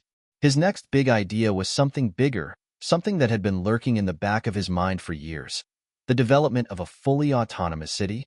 It wasn't just about cars or even energy. It was about reshaping the way people lived, worked, and interacted. A truly sustainable, smart city that integrated all of his innovations into one seamless experience. Musk sat in a meeting with his core team, a mix of engineers, urban planners, and business experts. They had gathered to discuss the new city project, codenamed NeuroCity. The idea was bold: a fully connected, self-sustaining urban environment powered by renewable energy, designed for the future of work and living. The blueprint for NeuroCity included self-driving cars, intelligent infrastructure, integrated renewable energy sources, and cutting-edge technologies like AI, robotics, and 3D printing. "We've got the technological pieces in place," Musk said, pacing back and forth in front of the team. "Tesla provides the vehicles, solar solutions, and energy storage. SpaceX can deliver the transportation infrastructure. And then there's Neuralink. How do we integrate brain-machine interfaces for people to interact with the city's AI systems?" The room buzzed with excitement and energy. Musk had always been good at sparking inspiration in others, but this was on another level. Everyone around the table knew that this was a monumental leap forward, if they could pull it off. Musk paused, glancing at each of them. It's not just about building a city. It's about creating a living, breathing ecosystem where everything works together: energy, transportation, work, education. This could be the blueprint for cities around the world in the future. We need to prove that this vision can be scaled. Claire, one of his lead engineers at Tesla, raised her hand. "Elon, this sounds incredible, but we need to start with the basics. We're talking about creating infrastructure from the ground up. We need to think about zoning, public services, governance. We can't just dive into the tech without a solid framework." Musk nodded. "I know. We need to start small, test the concepts. But ultimately, this could be the blueprint for the cities of tomorrow. NeuroCity is a proof of concept for the future of urban living, and we're going to make it happen." The challenges ahead were immense. To make NeuroCity a reality, Musk would need to work with government officials, regulatory bodies, and a wide array of experts in fields ranging from environmental science to sociology. Despite the obstacles, Musk remained as determined as ever. He had always been a disruptor, a visionary who saw possibilities when others saw impossibilities. And now, he was ready to tackle the greatest challenge yet. It wasn't long before the news about NeuroCity leaked to the media. Headlines screamed about the next big thing in urban development, Musk's futuristic city that promised to revolutionize the way people lived. Some were excited about the potential. Others were skeptical, wondering if Musk could really pull it off. The public was divided, as always, but Musk had learned long ago that he couldn't let public opinion dictate his decisions. He had bigger things to focus on. The first step was finding the right location. Musk had his eye on a plot of land in the southwestern United States where the climate was ideal for solar energy and the land was available for large-scale development. The team worked tirelessly on the designs, and within a year, they had the first concept sketches for NeuroCity. It was sleek, futuristic, everything Musk had envisioned. The city would be powered by solar panels, feature a network of self-driving vehicles, and incorporate advanced technologies to reduce waste, maximize efficiency, and provide a high quality of life for its residents. As the design phase progressed, Musk was also moving forward with his other ventures. SpaceX was preparing for its next manned mission to Mars, while Tesla was focused on expanding its electric vehicle lineup and ramping up production of its energy storage solutions. Neuralink was making huge strides in brain-machine interface technology, and Musk couldn't help but think about how this could revolutionize the way people interacted with their environment, including NeuroCity. Every day felt like a whirlwind of activity, with countless meetings, new opportunities, and unexpected challenges. Musk thrived in this high-pressure environment, but even he couldn't deny the toll it was taking on his personal life. His marriage to Grimes had ended, and while they remained close, Musk found himself struggling to balance his work with his personal relationships. It wasn't easy to be in a relationship with someone whose life was consumed by a singular mission, saving humanity and building a future for generations to come. Still, Musk pushed on. His focus had always been on the bigger picture, and nothing was going to stop him from seeing his vision come to life. Every setback, every failure, only made him more determined to succeed. He had learned the hard way that the road to progress was never smooth. But each obstacle was an opportunity to learn, to grow, and to refine the plan. Months passed, and the development of NeuroCity began to take shape. The first phase was set to be a smaller community, a pilot project, if you will, designed to test the core concepts. Musk knew it was going to take years to fully realize the dream, but the first steps were already being laid out. And then came the unexpected, a phone call that would change everything. It was from the President of the United States. "Elon," the President's voice crackled through the speaker, "we've been following your work closely, and we're impressed. We believe your vision for a new type of city aligns with the direction we want to take the country in. We'd like to discuss how we can collaborate." Musk was taken aback. Government collaboration had always been a touchy subject for him, but this was different. If the U.S. government was on board, it could provide the kind of resources, support, and legitimacy needed to bring NeuroCity to life on a national scale. "I'm listening," Musk said, a hint of cautious optimism in his voice. The president continued, "We want to be partners in this. You have the technology and the vision. We have the infrastructure and the ability to get it off the ground faster than anyone. Let's talk about what we can do together." Musk sat back in his chair, his mind racing. This was the break he had been waiting for. A partnership with the government could make all the difference, but it also came with risks. Government involvement meant more scrutiny, more regulations, and more potential for delays. Musk had always preferred to operate independently, but perhaps this was the time to reconsider. He took a deep breath. This was the moment to take the next big leap, not just for SpaceX or Tesla, but for the future of humanity itself. "Let's make it happen," Musk said, his voice steady with determination. "This is just the beginning." The news of the collaboration between Elon Musk and the U.S. government spread like wildfire. Headlines from across the globe celebrated the unprecedented partnership, with many viewing it as a turning point in the way innovation would be shaped in the future. For Musk, it was both an opportunity and a challenge. A partnership with the government could mean unprecedented access to resources, but it also meant he would have to navigate the labyrinth of bureaucracy, regulation, and political influence. Musk wasn't one to shy away from challenges, but he knew this was different. Government involvement could potentially speed up the realization of his vision for Neurocity, but it also meant compromising on some of his ideals. He had always preferred to work without the constraints that often accompanied public sector projects. But the stakes were too high. The future of humanity, his ultimate goal, was at the forefront of his mind. The first official meeting with government representatives was scheduled in Washington, D.C. Musk arrived in the nation's capital, his mind buzzing with possibilities. He had done business with governments before, but this felt different. This wasn't just about getting contracts signed for his companies. This was about building a future that would define the next century. In a sleek government building, Musk was escorted to a spacious conference room where he was greeted by the president and a team of high-ranking officials. They were all eager to discuss the potential impact of Neurocity. The president stood as Musk entered the room, extending his hand. "Elon, we're thrilled to have you here.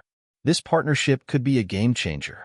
The technology you're developing can help address some of the biggest issues our nation faces: energy, transportation, and sustainability. We're prepared to back you in ways that will make this a reality." Musk shook the president's hand and took a seat at the long table. He had to suppress his natural instinct to dive straight into the details. This was a moment for diplomacy, for listening as much as speaking. "We're on the same page," Musk began. "Neurocity isn't just a tech project. It's a chance to redefine the way we live. A sustainable, efficient, and intelligent city designed for the future, not the past. If we're going to make this happen, we'll need your support." The president nodded, gesturing to the other officials around the table. "We're prepared to offer financial incentives, land, and regulatory support. But we need to understand your plans more clearly. How can we help make this project viable on a larger scale?" Musk leaned forward, his mind racing through 1,000 thoughts. "We'll need streamlined processes for approvals. The faster we can move, the faster we can build the first phase. I want to create a city where technology and humanity intersect seamlessly. The infrastructure, the transportation, the energy systems. It all needs to be integrated, and that's a massive undertaking." The conversation stretched into the afternoon, with discussions surrounding funding, land acquisition, and regulatory hurdles. Musk's pitch was compelling, and the government officials seemed increasingly enthusiastic. But there were still risks, and Musk knew that the government's involvement would come with certain conditions he would have to navigate carefully. A few weeks later, the partnership was officially announced to the public. The White House issued a statement, heralding the collaboration as a bold step toward shaping the cities of tomorrow. The media was abuzz, and Musk was once again thrust into the spotlight. While some were still skeptical of his ambitious goals, there was no denying the scale of what he was attempting. Neurocity, powered by Tesla's energy solutions, integrated with SpaceX's transport systems, and supported by Neuralink's brain-machine interface technology, could become the blueprint for the cities of the future. But not everyone was convinced. There were critics, both from the media and from within the tech world, who raised valid concerns. Some argued that Musk's vision was too utopian, too idealistic to ever be realized. Others questioned the risks of relying on a single individual's vision to build something so large and impactful.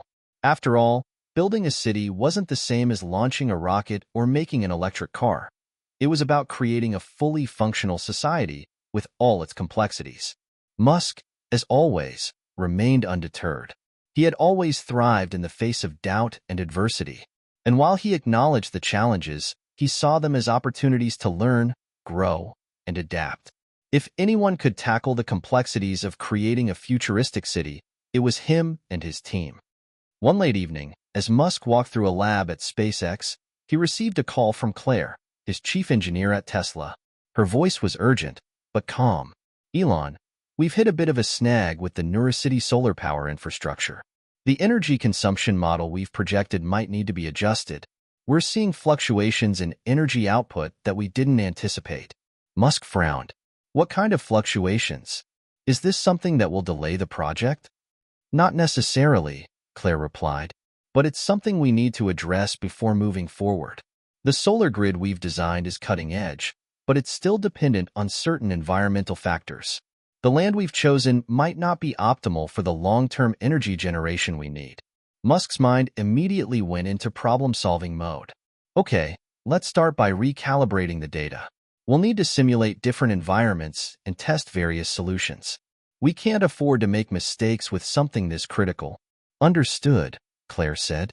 We're already looking into backup systems that might be able to bridge any energy gaps. It'll take time, but we're on it. As Musk hung up the phone, he took a deep breath. There was no such thing as a perfect plan, especially when it came to something as groundbreaking as Neurocity. The complexities were enormous, and every step forward required adjustments. But Musk had built his career on tackling the impossible. It was these kinds of challenges that kept him driven, that kept him looking toward the future. In the months that followed, Musk's attention was split between the development of Neurocity, the continued success of Tesla and SpaceX, and the growing pressure of being in the public eye. The partnership with the U.S. government had granted him an unprecedented level of support, but it also brought increased scrutiny. Government regulators, environmental advocates, and local communities all had a stake in the project, and Musk knew that maintaining the balance between innovation and public perception would be key. Despite the pressure, Musk remained resolute. His team at Tesla and SpaceX worked tirelessly to fine-tune every aspect of Neurocity, while Musk continued to push the boundaries of what was possible. As the project moved closer to its first physical phase, the momentum was building. Neurocity wasn't just a concept anymore. It was becoming a reality. And with every challenge, every setback, Musk's resolve only strengthened. The future of humanity was on the line. And for better or worse, he was willing to do whatever it took to shape it. Neurocity was beginning to take shape, but with each milestone came a new layer of complexity. The first physical phase of the project, designed as a prototype city with sustainable energy systems, self-driving transportation, and integrated AI technologies, was intended to demonstrate the viability of Musk's futuristic vision. But as construction moved forward, issues started to arise that Musk had not fully anticipated. The excitement of the public and media started to turn into skepticism, and the pressure was mounting from all sides. Musk sat at his desk late one night, reviewing the latest reports from his team. The data on Neurocity's energy grid wasn't looking as promising as he had hoped. The fluctuations Claire had mentioned earlier were more severe than expected, and the energy output was proving difficult to stabilize. The grid, designed to be fully powered by solar and wind energy, had shown inconsistent performance under real-world conditions. To make matters worse, the self-driving transportation network wasn't ready to go live.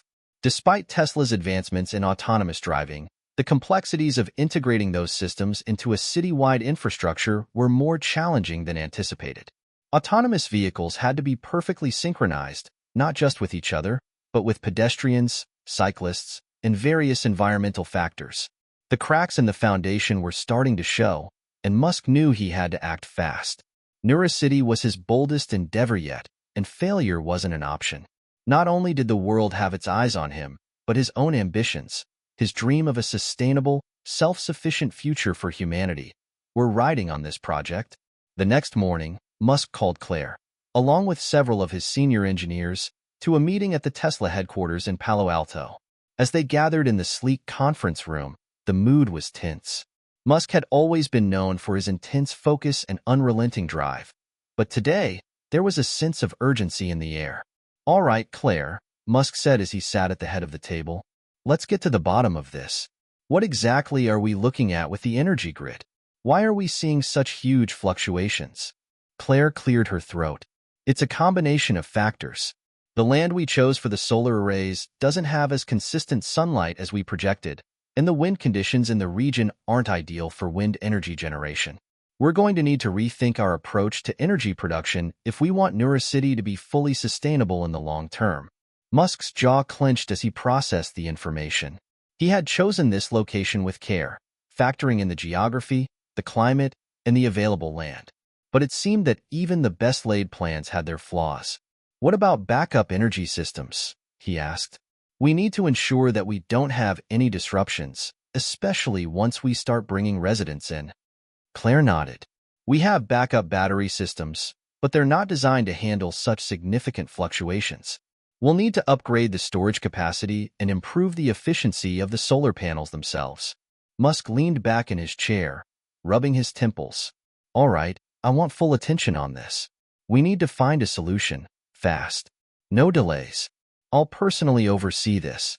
Later that afternoon, Musk met with the team working on the autonomous transportation system. The progress was slower than expected, and several prototypes had failed to meet the rigorous safety standards required for public use. Where are we with the integration? Musk asked, his tone firm but measured. We need the cars to be 100% ready for deployment. This is a key part of NeuroCity. If we don't get this right, everything else won't matter. We're running into some issues with the sensors and AI algorithms, Elon, one of the lead engineers said. The vehicles are having difficulty reacting to unpredictable situations, things like pedestrians jaywalking or cyclists moving erratically. We're still working on refining the AI. Musk could feel the pressure mounting. He had expected these kinds of technical challenges, but the scope of them was much larger than he had anticipated.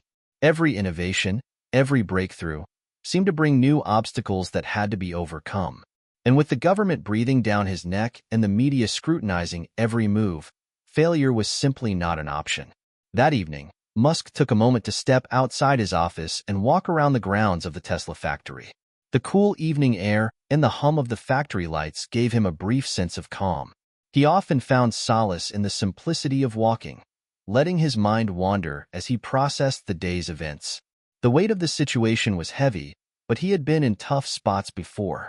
And, as always, his mind began to work overtime on solutions. NeuroCity was an experiment on an unprecedented scale. Every decision Musk had made, from the design of the city to its energy systems, had been based on assumptions that had now proven to be flawed. But there were no guarantees when it came to pioneering new frontiers. He had always known that the road ahead would be difficult, but this was beginning to feel like a crossroads. If he couldn't fix these issues, the project might fail before it even had a chance to take off. The following week, Musk called another meeting with his core team. This time, he invited engineers, urban planners, energy experts, and even a few of the external consultants he had brought on to help with the project. We're hitting some major roadblocks, Musk began, addressing the group. The energy grid and the transportation system are both behind schedule. But this is just another challenge to overcome. We're not going to let this project fail. We're going to solve these problems. That's what we do. The room was silent for a moment, and then one of the senior engineers spoke up. Elon, if we're going to make this work, we need more resources. We'll need to bring in additional expertise, hire more contractors, and invest more heavily in the R&D side. The current team is stretched thin. Musk nodded. I agree. I've always said that we can't be afraid to make big moves when it matters. We need to scale up quickly and get these issues resolved. The timeline for NeuroCity isn't flexible, and we can't afford any more setbacks. Over the next several weeks, Musk threw everything he had into solving the problems facing NeuroCity. He expanded the team, bringing in new experts and consultants to tackle the energy and transportation issues. The pressure intensified, but Musk's determination never wavered.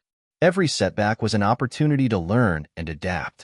The future of NeuroCity, and perhaps the future of humanity, depended on his ability to push forward. As the project continued to evolve, Musk began to realize that success wasn't just about solving technical problems.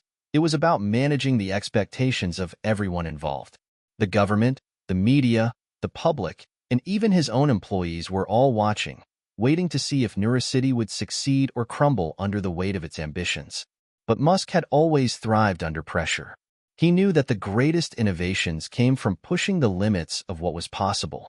And even as cracks began to appear in the foundation, Musk was more determined than ever to fix them, to make NeuroCity not just a reality, but a symbol of what the future could look like.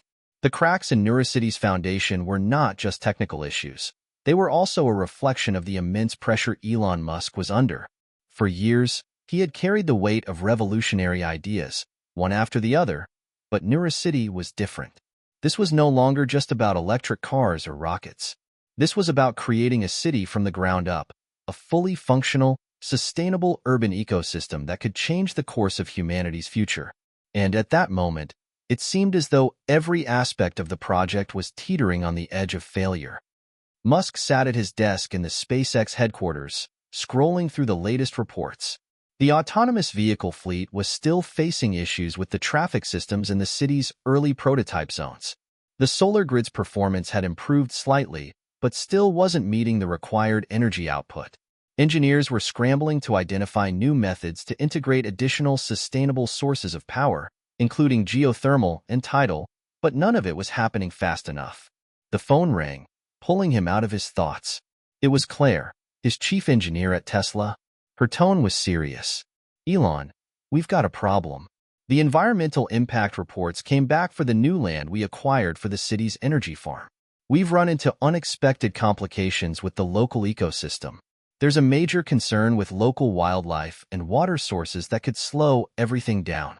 Musk's heart sank. There were always challenges, but he wasn't expecting one that could derail the project this drastically. "What's the scope of the problem?" Claire's voice was steady, but there was no hiding the gravity of the situation. "It's bad, Elon. If we don't address these concerns, we might not get approval from local regulators. We might have to rethink the entire energy infrastructure for that area. It could take months to resolve." Musk's mind raced, calculations running through his head like a high-speed processor. He'd known that the integration of cutting-edge technology with natural environments was a delicate balance, but this was a new level of complexity. "What are our options?" he asked.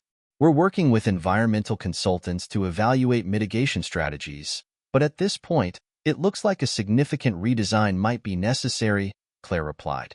"We need to act fast if we want to avoid delays." Musk's grip on the phone tightened. The deadline for the first phase of Neurocity was looming ever closer, and the stakes were higher than ever. Not just for him personally, but for the future of the city, the government partnership, and the thousands of people who had placed their trust in him. "Do what you need to do, Claire. Get me updates every hour. We can't afford any more delays." As he ended the call, a wave of exhaustion hit him. He had been living and breathing Neurocity for years, but now, it seemed as though every time they made progress, another obstacle emerged, and he couldn't help but feel the weight of the world on his shoulders. Days turned into weeks as Musk continued to battle the technical and regulatory hurdles. But the strain was starting to show. He was rarely seen without a deep frown, his brow furrowed in concentration. His employees began to notice the tension in his posture, the way he carried himself with an intensity that bordered on obsession. Even the government officials, who had initially shown immense enthusiasm for Neurocity, were beginning to ask difficult questions. During a tense meeting with government representatives, Musk found himself under attack. One senator, known for his skepticism of ambitious tech projects, stood up and pointed directly at Musk.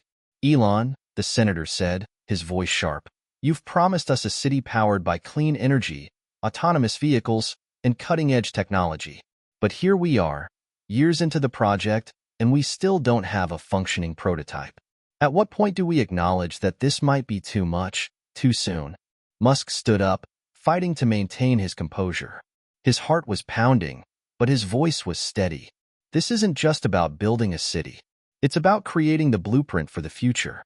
We're facing obstacles, yes, but that's part of innovation. The technology we're developing here could change the world, not just for this country, but for the entire planet." The room fell silent. Musk could see the skepticism in the faces of the government officials, but he couldn't afford to back down now. His entire vision was on the line. "We'll get there," he said, his voice firm. "I know it looks difficult now, but we are on the verge of a breakthrough. The future is worth the struggle." After the meeting, Musk found himself alone in his office, staring out at the skyline. The pressure was suffocating. He had always prided himself on pushing the boundaries of what was possible, but the weight of public expectation, combined with the internal struggles of Neurocity, was starting to feel like a weight he couldn't lift alone. The following day, Musk visited the construction site of the prototype city. The steel beams and solar panels were in place, but the overall infrastructure still looked like a jigsaw puzzle with missing pieces. There was so much more to be done. Too much, it seemed. Musk knew that things couldn't continue at the pace they were going. It was time for a radical shift in approach. He called a team meeting that evening, gathering his top engineers, urban planners, and designers to discuss the way forward. As they sat around the table, he knew that this would be the moment to turn the tide or risk falling behind. "I know we've hit setbacks," Musk began, addressing the group, "but we're not giving up. This is the kind of challenge that's built into the process of creating something groundbreaking. The road isn't smooth, and that's exactly why we have to push forward. But we need to be smarter. We need to work faster, think bigger, and make some changes to how we're approaching things. He paused, letting the weight of his words sink in. We're going to bring in more experts. We're going to restructure some of the teams and focus on solving one problem at a time. I want everyone here to leave tonight knowing exactly what their next steps are. We're going to get this done. We're going to make Neurocity a reality. The room was silent for a moment before Claire spoke up, her voice filled with determination. We're with you, Elon. We'll find the answers. Together. The meeting ended with a renewed sense of purpose. But as Musk made his way back to his private office, the weight of the future pressed down on him once again. The success of Neurocity was no longer just a personal goal. It was something much larger. It was about proving that humanity could rise above its greatest challenges and build something that would stand the test of time. The world was watching, and Musk knew that the stakes had never been higher. The pressure continued to build. Each day felt like a ticking clock, counting down to an inevitable deadline. Musk had been through high-stakes moments before, launching rockets into space, turning Tesla into a global brand, revolutionizing electric cars, but this was different. Neurocity wasn't just another project. It was his chance to leave a legacy, to prove that the future could be radically different. Yet, for the first time, he felt like he was losing control. As the days passed, Musk's mind became consumed with the intricacies of Neurocity. It wasn't just the energy grid that had him worried. It was everything. The transportation system, the AI integration, the housing, the sustainable farming. Every piece was supposed to come together in harmony, yet each piece seemed to be dragging the others down. The ambition of it all was overwhelming, and Musk knew he couldn't continue at this pace without making tough decisions. That's when he made the call. He called in his closest advisors, the ones who had been with him since the early days of Tesla and SpaceX. This group was more than just a team. They were his sounding board, his partners in shaping the future.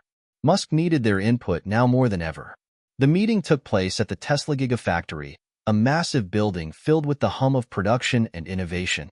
Musk stood at the front of the room, his usual energy and intensity tempered by exhaustion. His advisors gathered around, waiting for him to speak. Elon, what's going on? One of his longtime colleagues, Dan, asked, his voice filled with concern. You're looking at this like it's all falling apart. You're pushing everyone too hard. Musk ran a hand through his hair, pacing back and forth. I'm pushing myself too hard. Neurocity is the hardest thing I've ever done, and right now, it's falling apart. I know we can fix it, but I'm starting to wonder if we've taken on too much. There was a pause in the room. The weight of the words hung heavily in the air. Dan spoke again, softer this time. Elon, we all know how big your vision is, but maybe it's time to rethink our approach. You can't change the world overnight. Maybe we need to scale down, focus on one piece of the project first, and then build from there. Musk looked at him, his mind churning. I don't want to scale down, Dan. Scaling down means compromising on the dream. We're not building a smaller city. We're building the future, and we can't settle for less.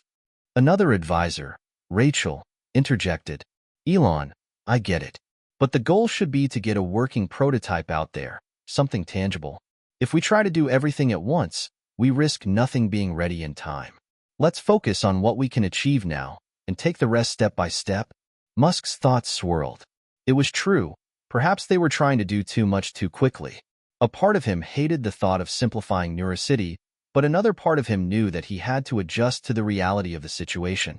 The scale of Neurocity was immense, and breaking it down into manageable pieces might be the only way forward. I'll think about it, Musk said, his voice quiet but resolute. We need to get something working, something people can see, touch, and use. The idea of the city as a whole might be overwhelming right now, but one piece, one working part, that's something we can show to the world. And once we've proven it works, we can scale up. The group nodded in agreement. They didn't need to convince Musk. They knew how stubborn and driven he could be. But there was a flicker of something in his eyes, a realization that the future of Neurocity could still be salvaged. They just had to start somewhere. Over the next few weeks, Musk and his team restructured their approach. They began by focusing on one aspect of Neurocity, the autonomous transportation system.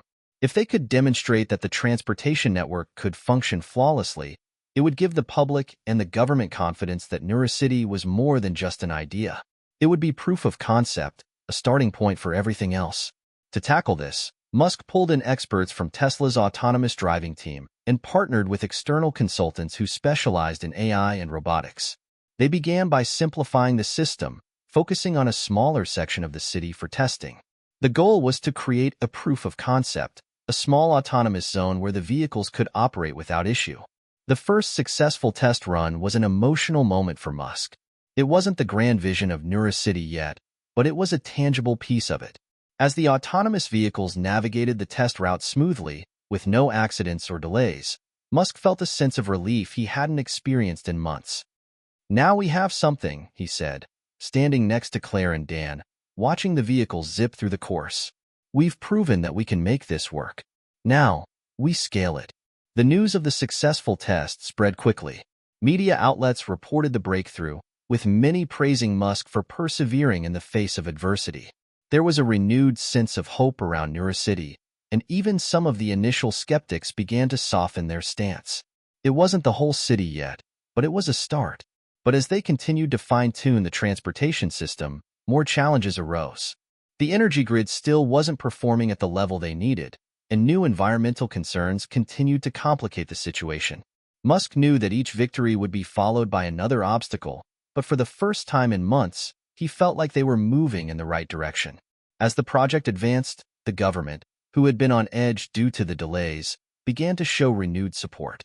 The success of the transportation prototype gave them the confidence to back Musk's efforts, and discussions for the next phase of funding were back on the table. But even as the momentum shifted in their favor, Musk knew that this was only the beginning. Neurocity wasn't out of the woods yet. There were still many hurdles to overcome. And while the first piece of the city might be working, there was still a long road ahead to turn that vision into a reality. One evening, as Musk stood on the balcony of his SpaceX office, overlooking the sprawling city below, he took a moment to reflect. He had come so far, but the future still felt far out of reach. There was so much left to do, so many obstacles yet to overcome. But for the first time in a long time, Musk felt something he hadn't felt in months: hope. It wasn't the kind of hope that came from grand visions or impossible dreams.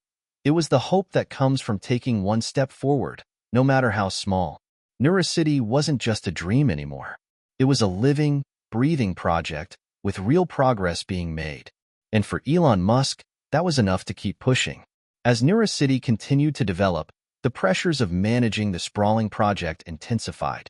Each day brought with it a new challenge, whether it was a setback in the energy system, an unexpected glitch in the transportation network, or public scrutiny that seemed to intensify with each passing month. Musk had navigated through numerous obstacles before, but this felt different. The stakes were higher than ever, and the world was watching.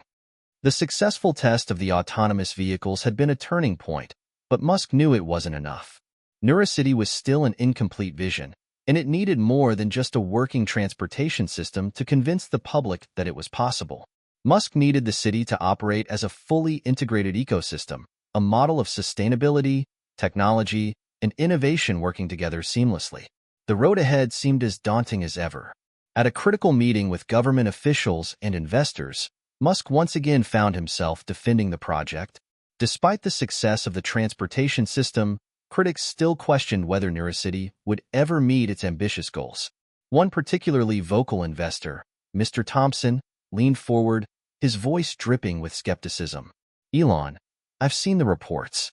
The autonomous vehicles are a step forward, but the energy grid is still underperforming, the housing units are behind schedule, and there's no clear timeline for when this smart city will be operational," Mr. Thompson said, his words laced with doubt. "At what point do we stop pretending that this is possible?" Musk took a deep breath. The weight of the world seemed to settle on his shoulders as he locked eyes with Mr. Thompson. He had always thrived in these moments, the moments when everything was on the line. But this was different. Neurocity wasn't just about innovation. It was about proving to everyone who doubted him, including the investors, that this dream was real. "We're not pretending," Musk said, his voice steady, though a slight edge of frustration crept into his words. "This is happening. We've made significant progress, and yes, there are challenges. But that's what this project is about, breaking barriers and making the impossible possible. The energy grid will be fixed, and the housing will be completed.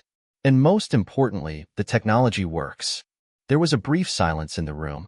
Musk's words hung in the air, and for a moment, he could feel the skepticism melting away, replaced by a flicker of hope. It was clear that this wasn't just a pitch for more money. It was a declaration of determination. "We've overcome every obstacle we've faced so far," Musk continued. "And I'm not stopping now. Neurocity is going to happen, and we're going to do it the right way. It's not going to be easy, but we have the best team in the world, and we've got a vision that can't be ignored." The room was still, but Musk could see the shift. Even Mr. Thompson, though still wary, seemed less inclined to pull out of the project. Musk had once again reminded everyone in the room of his single greatest strength, his relentless belief in his own vision, even when others didn't see it. The project had its flaws, but it was a vision worth fighting for. Despite the meeting's success, Musk couldn't shake the feeling that something had changed. His advisors and team were starting to question his methods. Claire, his chief engineer, had been silent lately, and he noticed a subtle tension in their interactions. A few days later, Musk met with Claire in a small conference room. Her eyes were tired, and she seemed distracted, flipping through a set of reports without fully engaging. "Claire," Musk began, his tone softer than usual, "I've noticed you've been distant lately. What's going on?" Claire hesitated before meeting his gaze. "It's not easy, Elon. The pressure on this project is unlike anything I've ever seen. We've been pushing the team so hard, and some of them are starting to burn out. People are questioning whether we're over-promising and under-delivering. We've made progress, but we've also made a lot of mistakes along the way. I'm starting to wonder if we need a new approach." Musk's heart dropped. He had always prided himself on his ability to lead with conviction, but now he realized that his unyielding drive was taking a toll on those around him. Claire wasn't just one of his top engineers. She was someone he trusted, someone who had been by his side for years. Her doubt felt like a personal failure. "I know things are hard," Musk said, his voice uncharacteristically vulnerable. "But we can't stop now. If we do, we risk losing everything. We need to show the world that we can do this, that we can make Neurocity a reality." Claire sighed. "Elon, it's not just about pushing harder. We need to rebuild trust. Trust in the project, trust in the team, and trust in you. Right now, I think people are afraid that the goalposts are moving too quickly, that we're in over our heads." Musk nodded, realizing the truth of her words. He had been so consumed by the vision of the future that he hadn't fully considered the toll it was taking on the people closest to him. The team, the investors, the government. They were all looking to him to lead, but he had to find a way to inspire them, not just push them. "I hear you, Claire," Musk said softly. "I'll make sure we adjust the approach. I can't do this alone. We need to work as a team, and I need to give everyone the support they need. We're all in this together." In the days that followed, Musk took a step back. He worked with Claire to reevaluate the project's timeline, ensuring that expectations were aligned with the team's capabilities. They began implementing better work-life balance for the engineers, bringing in outside consultants to help shoulder the load. Musk even took a more active role in fostering team morale, holding weekly check-ins with engineers and offering more opportunities for feedback. It wasn't an overnight fix, but gradually, the atmosphere on the project began to change. People started feeling more engaged, less pressured. There was a renewed sense of optimism among the team as they tackled the next phase of Neurocity. Musk knew that rebuilding trust wouldn't happen immediately, but it was a start, and that was enough to keep pushing forward. As the weeks passed, Neurocity began to slowly take shape. The autonomous transportation system was now operational in a small test area, and the energy grid, while still not perfect, was showing signs of improvement. The housing units were coming along, and plans for sustainable farming and waste management were being finalized. But Musk knew that the real test was still ahead. Neurocity wasn't just about building the future. It was about creating something that could stand as a testament to humanity's potential. He could feel the weight of that responsibility every single day. As he stood overlooking the construction site of Neurocity, watching the first small clusters of buildings begin to rise, Musk couldn't help but feel a renewed sense of hope. This was just the beginning. There would be more setbacks, more challenges, and more moments of doubt. But the vision was still alive, and as long as he had breath in his lungs, he would continue to fight for it. Because Neurocity wasn't just his dream. It was a dream for the world. As Neurocity's development moved into its next phase, Elon Musk found himself caught between two extremes: the hope that they were finally turning a corner and the crushing weight of reality that so many pieces of the grand vision were still far from complete. Every progress report was followed by another obstacle, and though they had made improvements, the sheer scope of the project seemed to loom larger with each passing day. It had been 6 months since the last major breakthrough, the successful integration of the autonomous transportation system in the test zones. Since then, the team had been working tirelessly, attempting to expand that success into other areas of the city. The housing units were being built, but there were still delays, and the energy grid, despite advancements, was not performing at the level Musk had promised. The public and private sectors, once eager to support Neurocity, were beginning to grow more impatient with each delay. Musk, however, found solace in small victories. The city's energy consumption, while still far from ideal, had decreased significantly through innovative solutions in energy storage and more efficient solar technology. The autonomous vehicles, which had once been the most volatile part of the project, were now operating in multiple zones, with fewer glitches.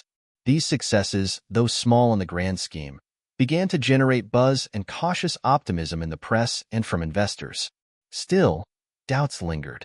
In a pivotal meeting with some of Neurocity's key stakeholders, including government officials, investors, and advisors, the mood was tense. Musk could feel the weight of every eye on him as the questions started pouring in, each more pointed than the last.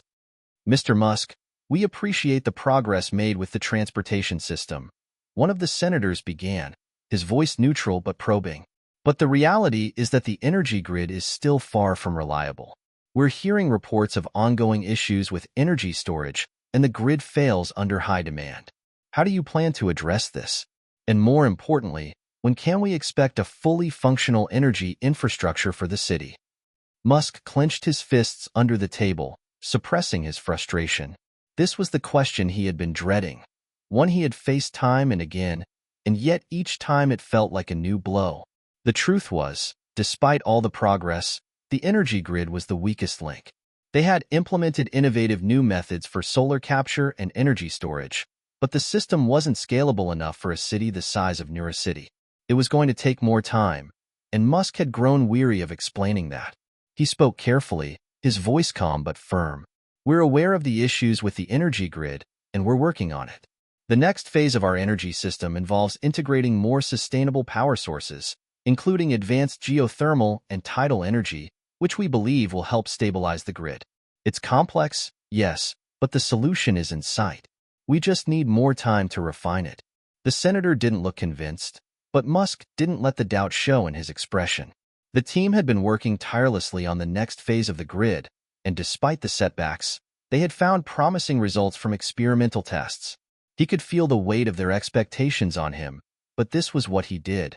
He solved the unsolvable, pushed the boundaries of what was possible. "We will get there," Musk continued, his voice unwavering. "This project is still in its early stages, but the pieces are falling into place. We will make Neurocity the model for the future, and that's a promise." The room fell silent. Some of the investors nodded, though their faces remained uncertain. Musk could sense the building tension, but he wasn't about to back down. He had always been the one to push against the tide, and this was no different. That night, after the meeting, Musk sat alone in his office, staring out the window at the lights of the city. Despite the challenges, a small part of him felt a renewed sense of hope. The progress they had made, the breakthroughs in the transportation system, and the incremental improvements to the energy grid, they were all signs that Neurocity could become the beacon of innovation he had envisioned. But time was running out, and there was still so much to be done. It was then that he received a call from Claire, his chief engineer. Her voice was tense, but there was a sense of cautious excitement in it as well. "Elon, I think we've found something Claire said, her tone urgent. The team's been working on a new design for the energy grid, and we've just run a test that could change everything. The results are promising. If we can scale this up, we'll have a fully functional, sustainable energy solution for Neurocity. Musk's heart skipped a beat. This was the breakthrough he had been waiting for, the glimmer of hope that Neurocity's energy crisis could finally be solved. What's the new design? Musk asked, his voice sharp with interest. It's a hybrid system that integrates the advanced solar panels with a more efficient, decentralized energy storage solution. Instead of relying on a single centralized grid, we're creating smaller, localized grids that can work autonomously but still remain connected. It's revolutionary. Musk leaned forward, his mind racing with the possibilities. How soon can we implement this? We'll need to run a few more tests, but if everything checks out, we could have it up and running in a matter of weeks. It's not perfect yet, but it's the breakthrough we've been waiting for. For the first time in months, Musk allowed himself to smile. It was a rare moment of pure relief, the kind of victory that gave him the energy to keep moving forward. This is huge, Claire. Let's get the team working on scaling it up. I want this in place as soon as possible. The next few weeks were a whirlwind of activity as Claire and her team worked around the clock to refine the new hybrid energy grid design. Tests were run, adjustments were made, and before long, they had a working prototype that could handle a significant portion of Neurocity's energy needs. It wasn't perfect, but it was a significant step forward. With the energy issue moving closer to resolution, Musk's focus turned back to the city's housing and infrastructure. They had faced countless delays, but now that the energy system was on a promising trajectory, it was time to scale up. The housing units, built with sustainability in mind, were beginning to take shape, and Musk could feel the vision he had for Neurocity slowly becoming more tangible. One evening, as Musk walked the grounds of the city's construction site, watching the workers and engineers bring his dream to life, he couldn't help but feel a surge of gratitude. The road to get here had been long and filled with setbacks, but it was the people who had rallied behind his vision that kept him going. Claire, Dan, the engineers, the designers, they were all in this together, pushing to make the impossible happen. And slowly, despite the odds, they were winning. As Musk stood there, looking out at the horizon, the lights of Neurocity flickering on in the distance, he knew one thing for certain. The dream was still alive. Months passed in a blur of activity, innovation, and uncertainty. With each day, Neurocity became a little more real, and the promises that once seemed like distant dreams were now tangible achievements. But even as progress accelerated, the weight of the project continued to press down on Elon Musk's shoulders. There were moments of hope, yes, but there were just as many moments of frustration, delays, technical failures, and, as always, the ever-present shadow of public scrutiny. The new hybrid energy grid, though still far from perfect, had shown enough promise to keep Musk's hopes alive. Claire and her team had managed to integrate it into the city's core infrastructure, and for the first time in months, there was a sense of optimism about the future.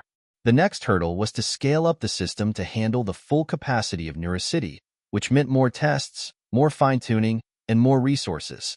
Musk knew that they were on the cusp of something monumental, but the road to completion was still long.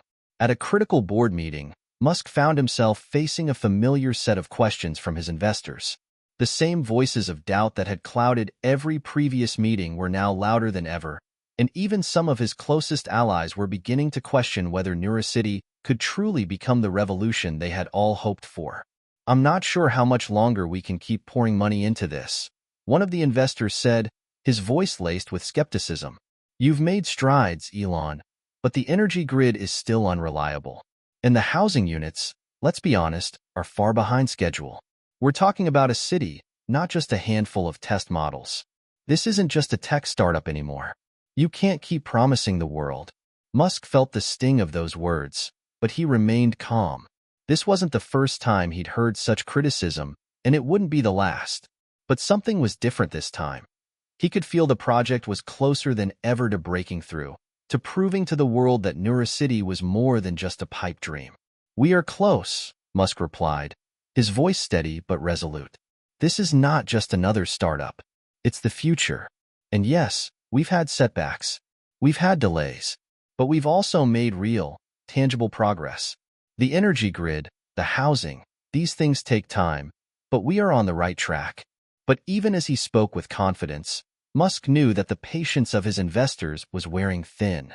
He had to deliver results, results that would silence the doubters and restore faith in the project.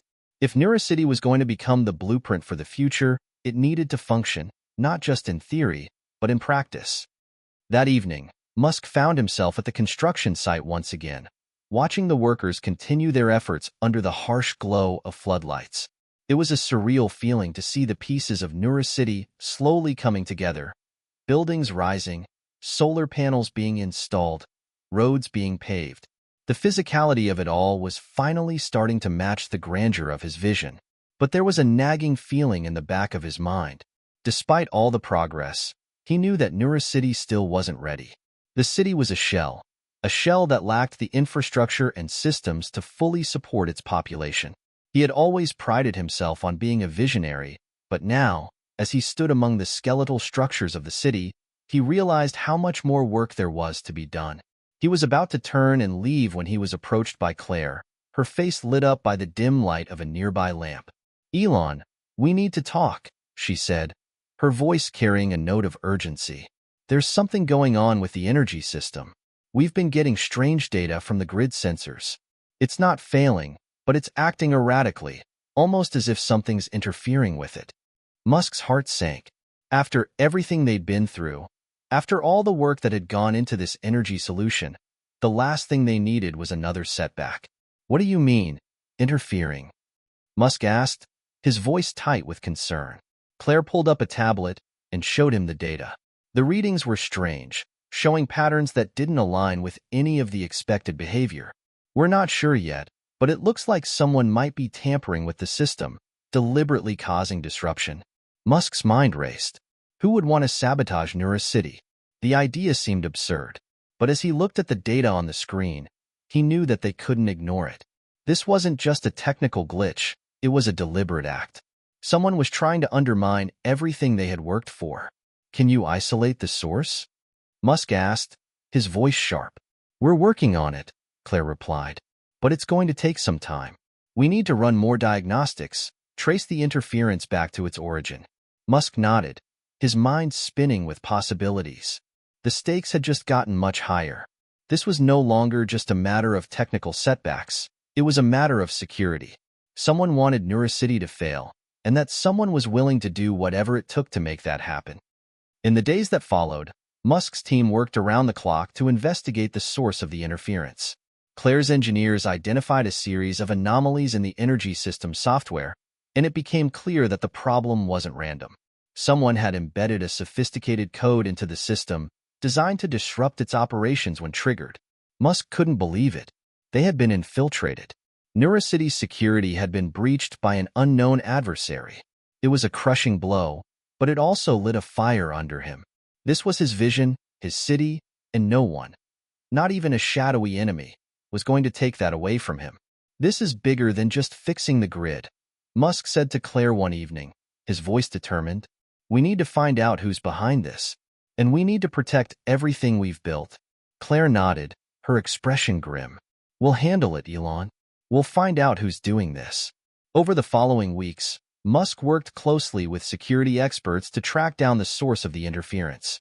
They dug through every piece of code, every line of data, until they finally traced the problem to a small but critical vulnerability in the software, a backdoor that had been left open during the initial development of the grid. The culprit, as it turned out, wasn't a corporate rival or a disgruntled investor. It was an internal leak. Someone within Neuracity's own ranks had sabotaged the project from the inside. The realization hit Musk like a thunderclap.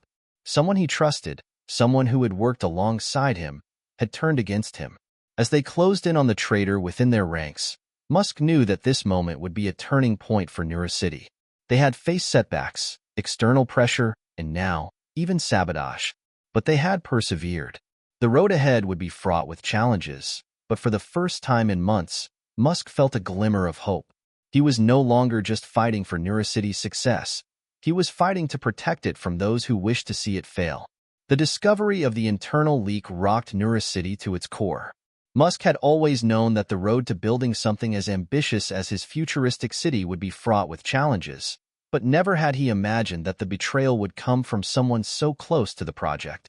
The realization that someone within the inner circle had sabotaged NeuroCity left him reeling. It wasn't just a technical issue. It was a personal affront to everything he had worked for. As Musk sat in his office late one evening, the weight of the situation bore heavily on him.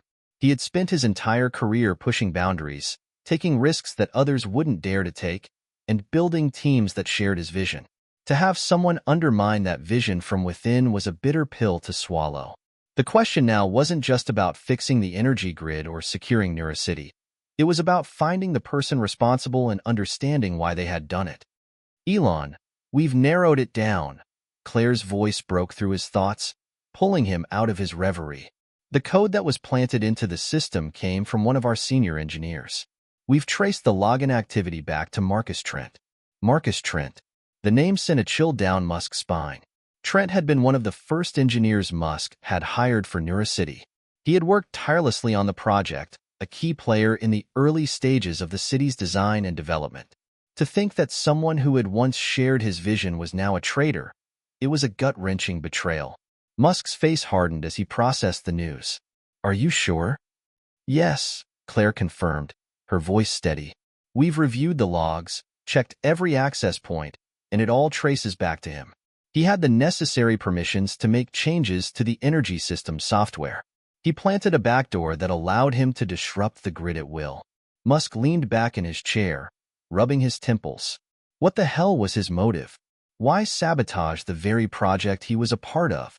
We're not sure yet, Claire replied, but I think we need to confront him. He's still on site, and we have to make sure he's not doing anything else to compromise the system. It was time for a confrontation.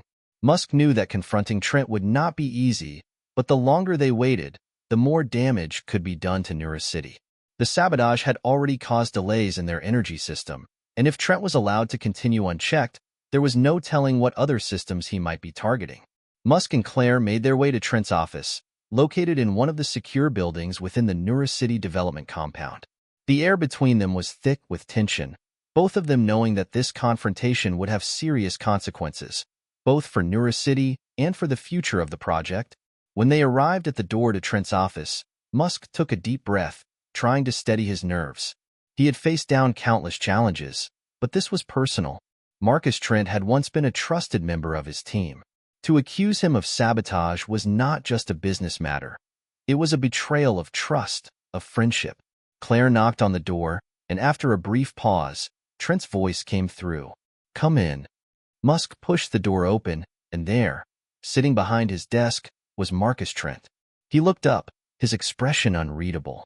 The tension in the room was palpable. Elon, Claire. Trent greeted them evenly. What brings you here? Musk wasted no time. We know what you've done, Marcus. We know you planted a backdoor in the energy grid software. Trent's face betrayed no immediate emotion, but Musk could see the flicker of recognition in his eyes. He wasn't surprised. He had been expecting this moment for weeks. I don't know what you're talking about, Trent replied coolly, his voice smooth, almost too calm. I've been working around the clock to help build this city. Why would I sabotage it? Musk's patience was wearing thin. You had the means, Marcus. You had the access. The code was traced back to your login.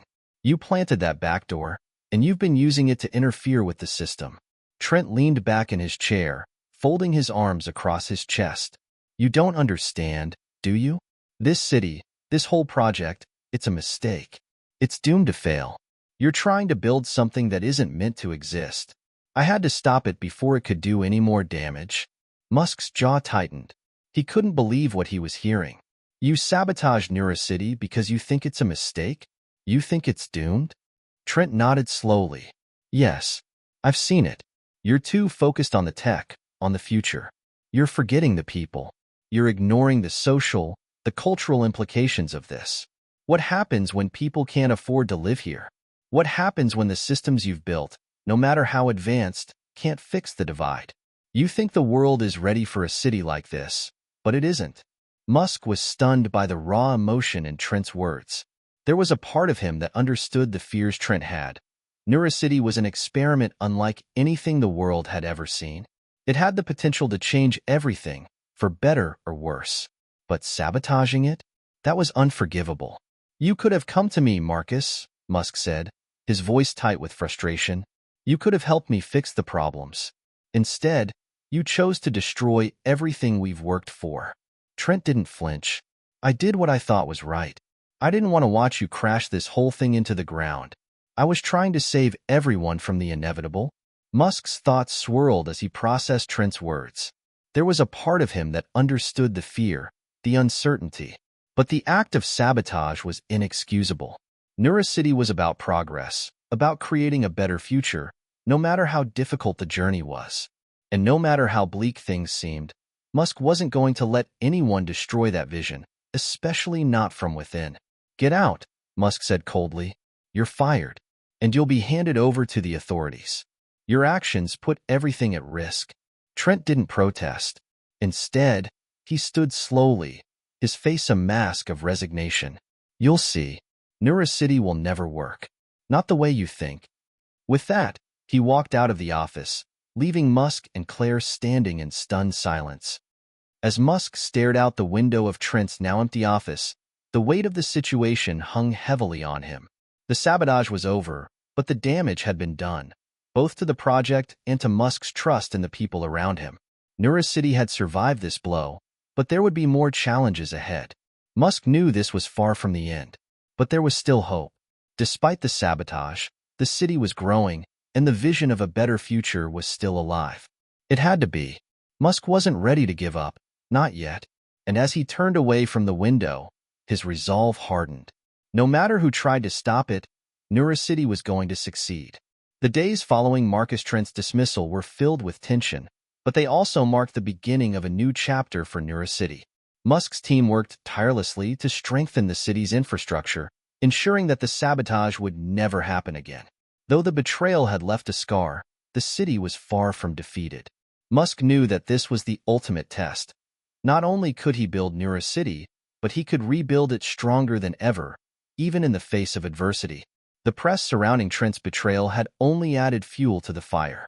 Skeptics and critics, once again, had begun to question the viability of Neurocity. They pounced on the internal sabotage as proof that the project was too ambitious, too risky. The whispers of failure grew louder, but Musk remained unfazed. He had always known that true innovation didn't come without its challenges, and now was no different. Neurocity's energy grid had been overhauled after the backdoor incident, with Claire and her team implementing new security protocols to prevent any future disruptions. The housing units were being completed, the hybrid energy systems were finally stable, and the city's infrastructure, once just a vision, was beginning to take shape in a way Musk had never imagined possible. Still, Musk couldn't shake the lingering doubt that had taken root after Trent's sabotage. If one person had been able to disrupt everything so easily, how many others were out there, waiting for their chance to bring it all down? He couldn't afford to be complacent, not now, not when they were so close. One night, as Musk walked through the streets of Neurocity, his mind was consumed with the project's future. The city was empty for the most part, still under construction, but the sight of the solar panels gleaming in the moonlight and the shimmering lights of the rising skyscrapers filled him with a renewed sense of purpose. He could almost hear the hum of the city, as if it were alive, waiting for the people who would one day inhabit it. He wasn't alone on his late-night walk. Claire, always dedicated to the project, had joined him, silently keeping pace by his side. "You know," she said, breaking the silence, "I think we're really close. The energy grid is finally working at full capacity. The housing units are looking great. We're almost there." Musk nodded, though the weight of the journey was still on his mind. "I can feel it, Claire. We're on the verge of something huge, but I still have this nagging feeling. What if something else happens? What if the next challenge is bigger than anything we've faced so far?" Claire smiled softly, her eyes focused on the glowing skyline ahead. "I get it. I really do. But look at how far we've come. No one believed in us at first, and we've proved them wrong every step of the way. Neurocity is a reality now, Elon. You're creating something that will change the world forever." Musk took a deep breath, his gaze lifting to the horizon. I have to make sure it stays that way. This city, this dream, it can't fall apart. Not now. Not after everything we've been through. Claire's words struck a chord deep within him. Nura City was more than just a city. It was the embodiment of his hopes, his ideas, and his vision for the future. But it was also a symbol of the very real risks and sacrifices that came with pushing the boundaries of what was possible. They continued their walk in silence for a few more moments, the soft sound of their footsteps echoing through the empty streets. The next day, Musk received a call that would change everything. A major breakthrough had been made with the hybrid energy system. After months of testing and refining, the energy grid was not only stable, it was now producing surplus power. The system had the potential to be replicated on a massive scale, revolutionizing energy production around the world. This was the moment Musk had been waiting for. Elon, this is it. Claire's voice was filled with excitement. The energy grid is functioning beyond our expectations. We've hit the tipping point. Nura City is now fully self-sufficient. Musk's heart raced. This was the moment he'd been waiting for. The moment Nura City would prove its worth. The system could now power the entire city, even during peak demand, without relying on outside sources of energy. The implications were enormous. Not only would this change the way cities were powered, but it also meant that Nura City could serve as the template for future urban developments around the world. I told you we were close, Musk replied, his voice filled with relief and triumph. Now, let's make sure we stay ahead of the curve. This is just the beginning. In the weeks that followed, Nura City began to attract attention like never before. The energy system was hailed as a game changer, and the press, which had once been skeptical, now saw the city as a beacon of innovation. Investors, once cautious, began to see the potential for Nura City to become the model for future cities. Cities that were sustainable, energy efficient, and technologically advanced. As the first residents began moving into the city, the streets that had once felt empty and hollow were now filled with life. The futuristic buildings that rose into the sky became a symbol of progress, while the solar-powered roads and energy-efficient homes set a new standard for what cities could be. But despite the outward success, Musk remained cautious. He knew that Nura City's true test had yet to come. The world would be watching, waiting for any sign of failure. And with that pressure came an unrelenting drive to ensure that every detail, every system, and every aspect of the city was perfect. The final moment arrived sooner than expected. Musk stood before the world, ready to present Nura City to the public in a grand unveiling. It was a moment he had worked for his entire life, and he knew that this was the culmination of years of sacrifice and vision.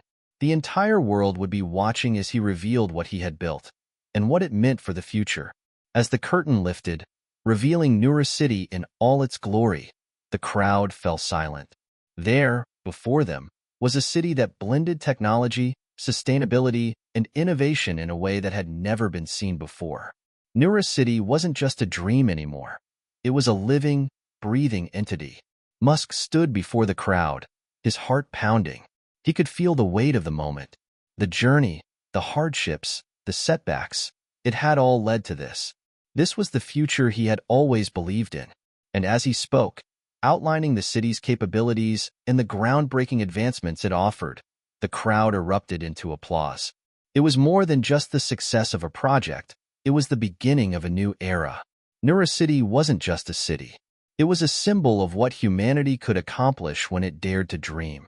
Today, Musk said, his voice steady and filled with conviction, we've built more than just a city. We've built the future. And this is just the beginning. Nura City was no longer a dream. It was a reality. And as Musk looked out over the crowd, he knew that the journey had been worth every sacrifice. The city, the future, was finally within reach. But even as he basked in the success, Musk knew that this was just the start. There was more to be done. Nura City was the first of many, and the road ahead, though uncertain, was one he was more determined than ever to walk. Hit subscribe and leave a comment with where you're watching from. This story might just spark a new beginning. What's one thing that always pushes you forward, even when things get tough?